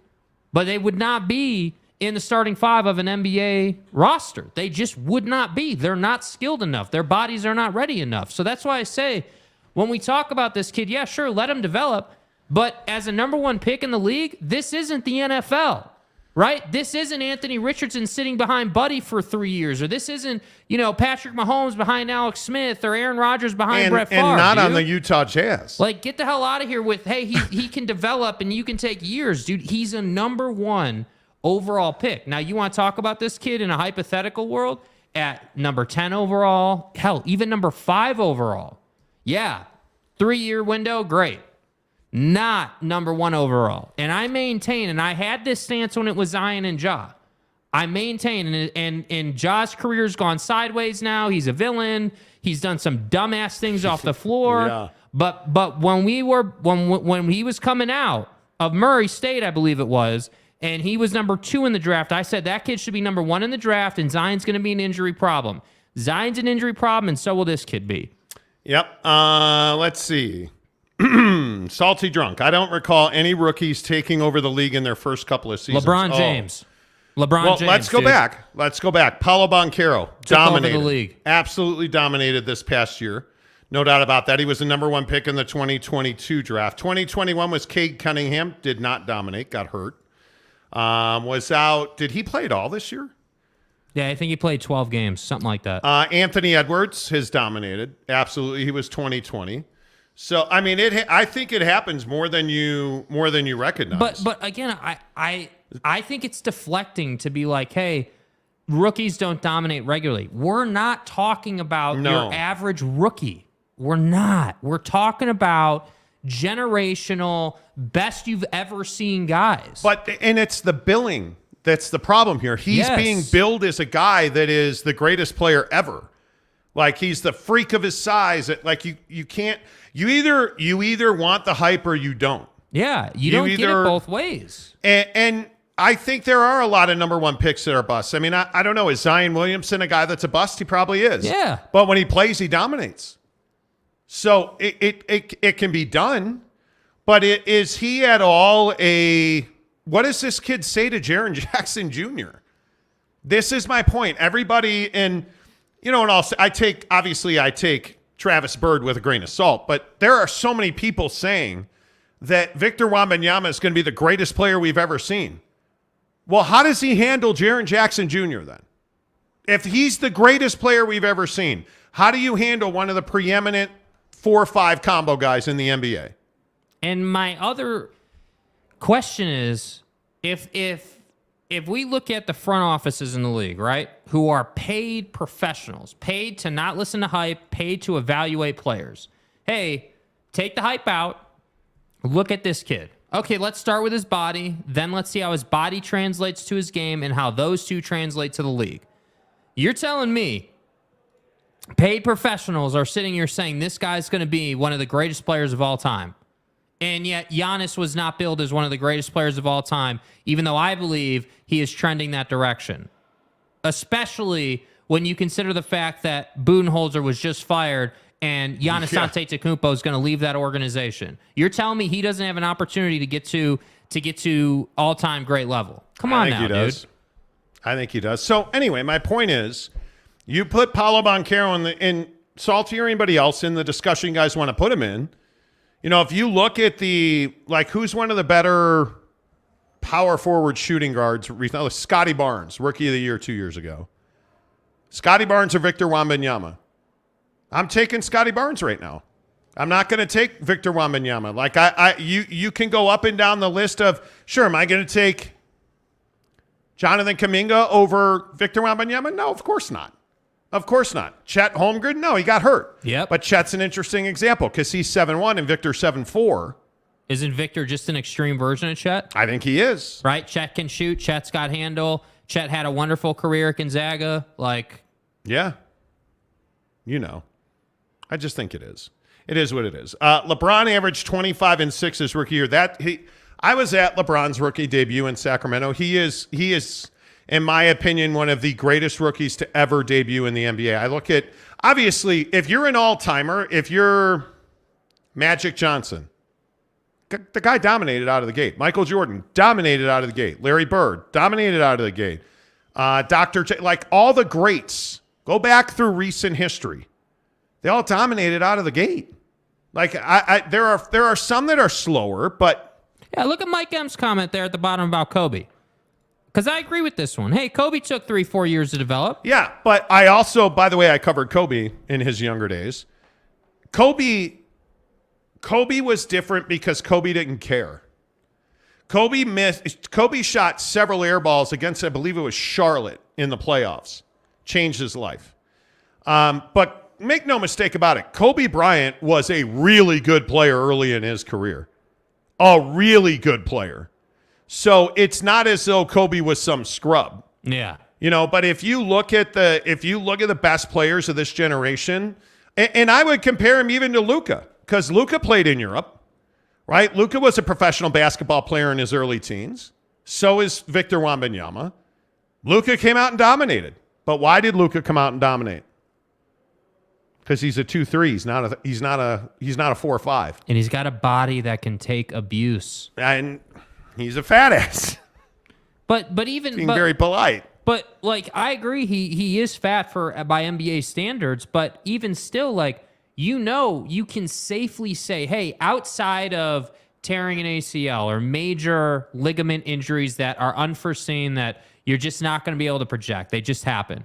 Luka's body should hold up pretty well. And especially when you look at the fact that he's not a high-flying transition guy. He is a half-court work one-on-one guy. Those guys are durable as hell. And I just think, VW is being heralded as one of the best players of all time waiting to happen. That is the narrative on Victor Wembanyama. So it does beg the question, well, hey, if he gets you one championship in 5 years, was it worth it? And I'm saying no. I'm saying at number one overall, you got to have a guy that can help you get 3 in 6 years. You got to have a guy that you can put in that starting 5 and they will help you go where you need to go. That's right. I agree 100%. Let's see who else. Durant was 20. You guys got to get off of stats. I understand why everybody goes to stats, but it is. And Kevin Durant is not at all, in my opinion, comparable to Victor Wembanyama. Kevin Durant is far more mature. Kevin Durant went to college. Kevin Durant, way more athletic. Just a completely different dude. Yeah. And I think Kobe's this guy because Kobe didn't go to college. Kobe went to high school. Kobe was a guy that didn't start game. He was an absolute murderer from the first time I ever saw him, Kobe Bryant. But I don't know how many people even know Kobe came off the bench. I think his third year or his fourth year he started. But it's not like Kobe rolled out and was a starter right away, but he was on the Lakers. He was on the LA Lakers. It's a very different deal than the Detroit Pistons, right? You have to understand the situations and the guys around them and why you're starting or why you're not or why you're Kobe dominated. I remember shoot-arounds in games and watching him play one-on-one and his third or fourth year where he was just murdering people, dude. Yeah. It's just different. Mike M says Kobe was young and raw with a difficult transition from high school. And he had to learn how to play basketball is the other thing you got to remember. Kobe didn't come into the league as a polished product. He came into the league, raw is the exact right word. Kobe was a kid. Yeah. Kobe was not mature. Kobe was a kid. Now, he was a little different because he traveled the world. He spoke multiple languages. His dad was a professional, but Kobe was learning to play professional basketball when he got to the Lakers. Yeah. And remember, he was also traded on draft night. So there's something in that too. Willie Wilson. Luka's a great player, but not a great team player. No, he's not. And he can't shoot free throws. Well, that's a great point. It drives me crazy. Exactly right. It is not his game's not the issue. His off-the-floor problems are the issues. VW did lie about their diesel carbon footprint. Okay. Salty Drunk, I can't help but think you guys are basing your opinion on all the hype rather than the eye test. Dude, there's what I test. There is a volume of Victor Wembanyama video. I've watched his game. Dude, they were live on NBA TV, man. You can go on YouTube, you can go on the internet and find hours and hours and hours and hours of Victor Wembanyama tape. Yeah. We've seen it all. Yeah. We've seen it all. It's not. The issue is, like with the hype, he'll never live up to the hype. He won't. He'll never live up to the hype. It's almost impossible. That would be akin to like Canyons Golf living up to the hype of being the most beautiful golf course in Utah. They actually live up to the hype. Oh, wait, that's right. They do. Canyons Golf, the official golf club of the Monty Show. Our guy Darren Ingram, the teaching professional there, like he is the dude at Canyons Golf. And listen, if you are looking for a way to market your business, Canyons Golf has everything you need. Their GPS system in their golf carts is absolutely customizable, and it reaches a higher tier of clientele. Because when you look at Canyons Golf, you're at the beautiful, beautiful Park City Mountain Resort, Canyons Village. You get a different set of customer up there, right? So if you're looking to market and you want to be seen, call Darren Ingram at Canyons Golf. Let him know, hey, Monty said that you can hook me up with GPS marketing. He'll absolutely take care of you. But by the way, go play around because I cannot wait for Canyons Golf to be open to the public this year so we can all go up there and play. It is the most beautiful course in Utah. The views, the different level changes, the mountains, the greens, the fairways, the grounds are immaculate. Canyons Golf, the official golf club of the Monty Show. Couple more on Victor Wembanyama. McKinley Cutler says the eye test is hard because he's playing against what is essentially third-tier college teams. Yeah. Don't disagree with that. Yeah. Mike Rochburns. So see what he did there. Mike Rochburns. Right. Like my crotch burns. Right. I need a dick. You know. Hugh Janus. Says, I hey, need boys. a dick in me. How are you? Holden Middick. McKinley Cutler, if you look, VW already has an injury history. He got injured 4 times this year. He tried to play on the best team in France. Yeah, he's young. We'll see what happens. Who are the top 5 markets that follow the Monty Show and in order? Jeez. I would have to go like it. I don't know the order. Like A, why do you care? B, like I don't know the order off the top of my head. I probably should. You know, it's only my business, but I probably should. It's fine. Travis Bird, Lucas always bins for me. Okay. You know. C. Kaufman just got done eating a steak, potato, and beans for dinner. Oh, my God. That sounds so good. A steak potato. I just got done eating steak, potato, and beans for dinner. The musical fruit. Beans are the musical fruit. Salty Drunk. The poor kid hasn't even stepped on the floor for an NBA game, and he's already been cooked by the Monties. When's the last... Okay. Were we wrong about Rudy, dude? Were we like way off on Donnie? Like were we like? I'm just telling you, man. Like Joe Ingles. Like you want to cut the kid a break, and I'm not cutting anybody a break who's a number 1 overall pick. Nope. I'm not doing it, bro. Anthony Bennett. Yeah. Now I think he's going to be better than Anthony Bennett, which isn't saying much, but I'm just telling you, when the guy plays 20 games and then tears his ACL and he's out for the year and then he struggles to get back and then he tears his Achilles because he was trying to rehab his ACL and then he can't play and you wasted 5 years of your team's success, then we'll see who's cooking who. Yeah. And James, this is one of those ones that'll live forever. Like we'll all be able to debate this. Yeah, and dude, in perpetuity. Listen, at the end of next season, right? He's going to get drafted and then this coming season at the end of it, if he's had some amazing season and he was the reason his team got to, let's say, the second round, even if they get eliminated, right? Even if they don't go to the finals, you're right. He got to the playoffs. But I'm telling you, this cat is not going to survive physically. I just can't believe it. Yeah, I'm worried about it. Because the physical freaks in the NBA usually don't. If you're super big or super small, you usually don't make it. And that, like Zion's a good example of that. Yeah. I worry about that. Yeah. Lucas, no Skywalker, but he will do. Okay. All right. Should we go to best movie ever? Yeah. Yeah. Best movie ever. Yeah. Gladiator is 23 years old today. Incredible. Do you remember where you were the first time you saw it? Yeah, I was nude in bed with a hooker. Wow.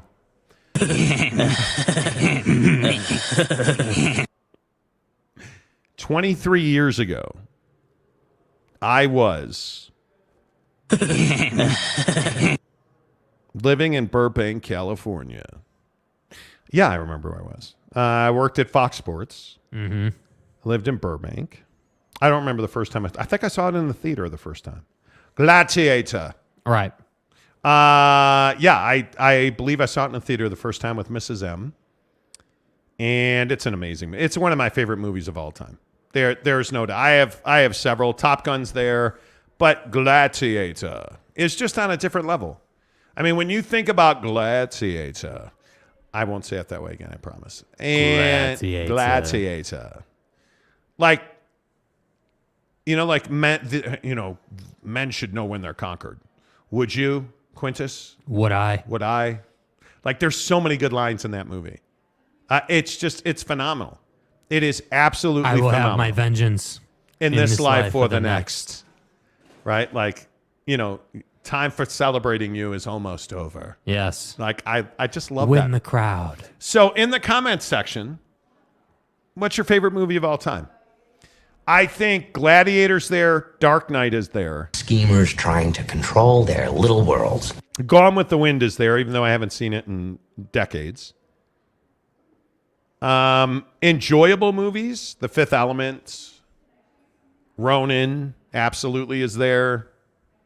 This is a code 10 abort. But I think Gladiator might be the best one ever. I think that might be my favorite movie ever. Yeah, I mean, The Dark Knight, for me, The Dark Knight's there. Obviously Gladiator, yeah. That's well, Godfather. No. Inception's there for sure. Oh, Inception's good. Until recently, Interstellar is on my list for sure. I think that movie is, it's just different, dude. Like, it just changes the way you look at things. Yep, I agree. Mrs. Monty's Burner said you better be joking about the hooker. I doubt that. Don't know what you mean. Travis Bird, Star Wars is the greatest movie ever made. Mm-hmm. Okay. Mike Rochburns, Wolf of Wall Street, yes. Oh, yeah. I mean, Wolf of Wall Street, it has to be there, dude. Leonardo DiCaprio. I have been a rich man and I have been a poor man, and I choose rich every fucking time. Yes. Tom, Gladiator is a Mount Rushmore guy movie. Yes, 100%, dude. Brandon Butler, Lawrence of Arabia, or Godfather Brothers. Yeah, Godfather. Hasn't seen it. Refuses. That's your fault as a parent, dude. God. Dude, you're 30 years old. It's your fault as a parent. You're 30 years old. It's your fault as a parent. Grow some balls. Well, I couldn't. We had to watch The Bachelorette. And, fuck, if she wants to watch The Bachelorette, look, I wanted a fish fry, and, well, if we were going to tag it and bag it, I had to watch The Bachelorette. I just don't know what you want me to do. If I'm going to tag it and bag it, bro. What? Is this the tagger? Mike M. Love Gladiator. That intro battle is so epic. It really is, dude. The wolf running through the woods, dude. If you find yourself in Elysium, do not be scared, because you are already dead. Yes. So good. And then they carry the messenger's head out. Yes. The barbarians carry the messenger's head out. Oh, Quintus. Some men should know when they're conquered. Would you? Would I, Quintus? No. Damien. Goonies? Come on now. Bro, that's so mid. SLC Punk? Okay. You guys are nuts. Anchorman is number one. Oh, please. It's a good movie, though. I mean, it's a good movie, but it's not. Jorge says 300. Good movie. Not the best. See, I don't think that's on the greatest of all time list, but I do think that's on the list of movies that are never going to be replicated. It just was so different, but awesome at the same time. See Kaufman stop. Miracle's good. It's not great. Okay, hey, his speech, dude, Buddy's speech before that game is epic. Stop it. Better than Titanic. Yes, it is. Everything's better than Titanic, dude. Shawshank Redemption, Damien says. Good film. Yes. Love it. So now it's a film. Tom says Gladiator, Fear and Loathing in Las Vegas, Shawshank, and okay, Tom, no. The Airmen of Tuscany. Never seen it. Let's see. Dune. Dune was really good. Dune was phenomenal. Dune was jam on my jelly roll says Porky's. Porky's was a good movie. The Sandlot. Oh, Saving Private Ryan. Boom, dude. Yeah. Tombstone. Can't say I've seen Quigley Down Under. Think Ben-Hur is still up there? Hell no, bro. Willie Wilson, excuse me, I'm a gentleman. I never partake in such endeavors. God save the king.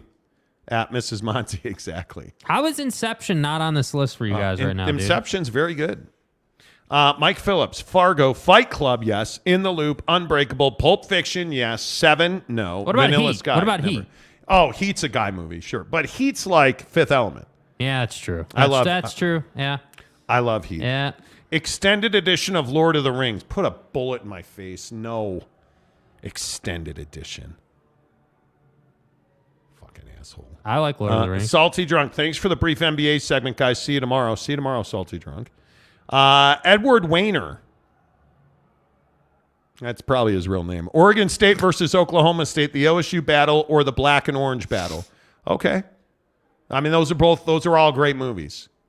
Any Given Sunday? Nah. The Toby Spider-Man 2? Yeah, Toby Maguire was good. Cocaine Bear.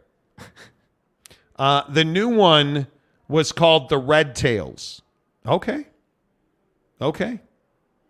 John Wick. Hey. Yes. Lethal Weapon. Loved it. Hacksaw Ridge. Hell no. Inception is mid. No, it's not. Dude, bro. No, it's not. First No, question you no. you guys need to ask yourself is this a Hans Zimmer movie or is it not? And furthermore, is it a Christopher Nolan movie or is it not? Yeah,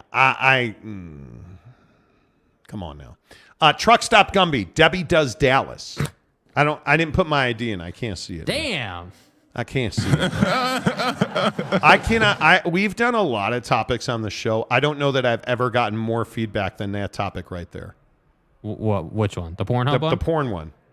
By the interview or just the topic the itself? The interview and the topic itself. What were people pissed or what's the deal? Hey, fat ass, man. stick to sports. Nah, man. Yeah. Have you guys seen The Diplomat on Netflix? I watched all 8 episodes the last 2 days. And it's freaking phenomenal. It is really good. Carrie Russell in The Diplomat. Bomb. If you have not seen it, there is some adult skin smashing. Did you have to put your ID in? I did not. And it's phenomenal. It is The Diplomat. I agree. Is it's a good phenomenal. One. It's definitely, it has West Wing vibes to it for sure. The Diplomat is really good on Netflix. They are bringing it back for season 2. The cliffhanger ending in The Diplomat. You know what? I hadn't watched a Netflix product in a while. And I'm over at your Casa de Monte. The Crib. And we're watching this show a little bit. And I probably saw an episode and a half or so. Netflix's camera work is just like buttery, dude. I mean, as someone who creates videos, watching them do their work is just so enjoyable. It is next level. Have you seen any Better Call Saul? No. Oh, dude, you got to watch that show. You watched it? I've watched a ton of it. Oh, I didn't know that. Yeah, it's a good show. But The Diplomat might be my favorite new show of late.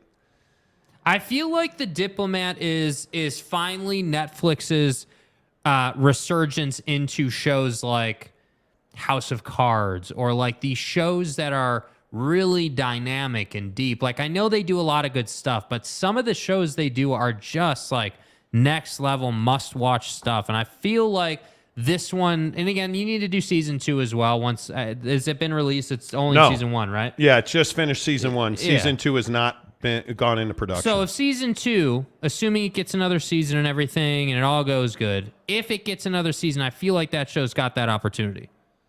Okay, I don't mind that. The Blues Brothers, yes. Yeah, classic. Yes. Tom Big Lebowski, yes. Pulp Fiction, yes. Dude, 100%, bro. Coach Carter, yes. This is a tasty burger. Yes. Real quick, I see everybody asking for Monty Makes You Money. Yes, thank you for reminding me. I am old, and sometimes I forget myself. Monty Makes You Money. Pimpin'. Philadelphia, that's a lie. Philadelphia versus Boston. The Celtics in Philadelphia, -2.5, 215 right now on ESPN. Jacob Tyler Butthole. Got to take Philly in this game, bro. Got to take Philly. I don't trust Boston at all. Now, do I think Boston's going to win? I do. Do I trust Philadelphia? Yes, way more than Boston. Here's why I think Philly wins the game. Do tell. Joel got the MVP award before the game and was crying with his kid in his hand. And I think anytime you go through one of those experiences, it gets you going. And I think there's a point to prove with Philly. I think this game 3 is one of the, there was at 79% of the time, game 3 winner wins the series. Okay, great, neat.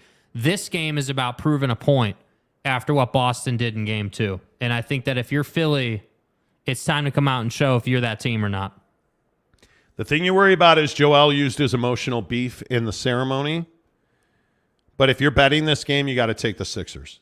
Yeah. It's the only way to bet this game. 2.5 points, it's a straight up pick 'em for you. Take the Sixers. 215, it's going over. Yes. I don't trust Boston as far as I can throw them. And Philly wins the opening tip. And that means that 46.2793% of the time, the referee blew his whistle. Right. I love that. This is a Scott Foster game too, isn't it? Yes. Yeah, it's it a is. Scott Yeah, Foster it game. is. By the way, why did you put the Knicks at 1 o'clock Mountain tomorrow? Jerks. Denver Nuggets, Phoenix Suns. It's in the Valley of the Sun. Rally the Valley. Rally the Valley. Phoenix is -4.5, 225. I think you take the Suns all day because if they lose this game, the series is over. Kevin Durant has been a massive disappointment. I think this is a show-out night. There is a prop, 28.5 points, over/under on Kevin Durant. And 90, what'd you say, 98%? I believe it was 99% or 98% of people have bet the over on Kevin Durant 28.5, and it is the most bet single-player prop for tonight. That's incredible.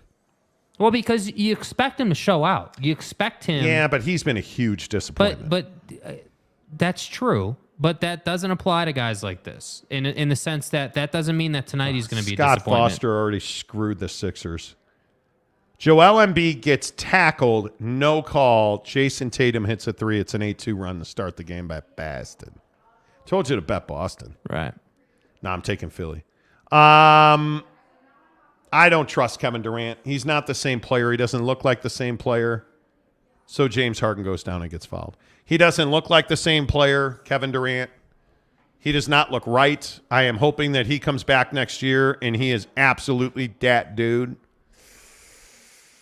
Dudes, I don't know about that. I'm taking Phoenix because this is a definition game. Think Booker and KD can bring it back from 0-2. I do. Absolutely. Sex Machine is playing out of his mind. Yeah. And he's getting recognition for it too now. As he should. He's going to go to the Lakers. Tom says, we keeping track of y'all's record? That's your job, not ours. Here, occasionally. Oh, my God, Brandon Butler, yes. Mindhunter, oh, my God. Bad News Bears go to Japan, never seen it. Secret Window, never seen it. The best Netflix show is Glow. You disagree, I will stomp a mud hole in your walking dry. Okay. I haven't seen it. Have you guys seen the Reacher, seen Reacher on Prime? Yeah, it's pretty good. Salty Drunk. Joel would be crying before halftime. Well, he did cry. You got that right. He did cry and turnover Sixers. Good Lord, they're bad right now. It's not good. Mike M. KD still hasn't dropped off, but he seems a step or two slower, a bit like Klay Thompson. He's just not that guy anymore. Not anymore. Stop saying anymore. Right now. Well, I don't believe did you guys talk about this? You're just so sure he's done. He's not done. No, I never said he was done. He's not a killer anymore. And until he shows me he is, like Jason Tatum, who's got 3 threes already, it's 14-4 Boston. Tell me again that Kevin Durant is that same guy. I think he's that same guy. I think that he just hasn't found his stride yet. That's what I think. I think that he's in a new town, new team, and he's working on it. I mean, how many games have they even played together yet? Like, has it even been 20 games? Yeah, they played like 496 together. I think it's probably far less than 20 games. But that doesn't excuse the fact that he can't shoot at times. That doesn't excuse the fact he can't get to his mid-range right now. Now, is it the ankle injury that he had? It could be. It absolutely could be. I don't know, though. I don't believe that Kevin Durant is still that guy. Mm-hmm. I could be wrong. I mean, and you know what, Mike M? I think Klay Thompson absolutely dominated. He is shooting the ball. He's back, Klay Thompson. But I don't know. In this game tonight, I think you have to bet the Suns. Suns are 4.5. I think you got to take them, and it goes over. Because I think this is going to be an absolute heat. I agree. Completely. Unlike the Sixers pick, I told you to bet Boston, right? I think I said Boston. I think so. I believe I said Boston. Yeah, there you go. All right. Monty loses you money, right? Monty and Jake show. James Harden for 3. Told you to bet Philly. Didn't I tell you to bet Philly? Do you view this season as a failure? Today's Monty makes you money. I'm just saying. Derek, Myrie says, have a great weekend, everybody. What are we doing this weekend? We're playing golf. We're playing golf this weekend. Golf. We are playing quite a bit of golf this weekend. Yeah. Played 27 holes yesterday. Anticipate playing 369 Bro, I thought more. you said we played 27 yesterday. We did. Bro. 27 holes yesterday. Yeah. So hopefully it goes better than that. Monty steals your money. Truck stop Gumby says. Yeah. You ain't wrong. You ain't wrong. The Monty Show is presented by our good friends at The Advocates, theadvocates.com. Be careful this weekend. The Advocates remind you, be safe. Live your best life. Be safe, my friends. Wear a helmet. Love every one of you. Thanks for being here. Before you leave, give us a thumbs up. Until Monday, say goodbye, Jake. Goodbye, Jake.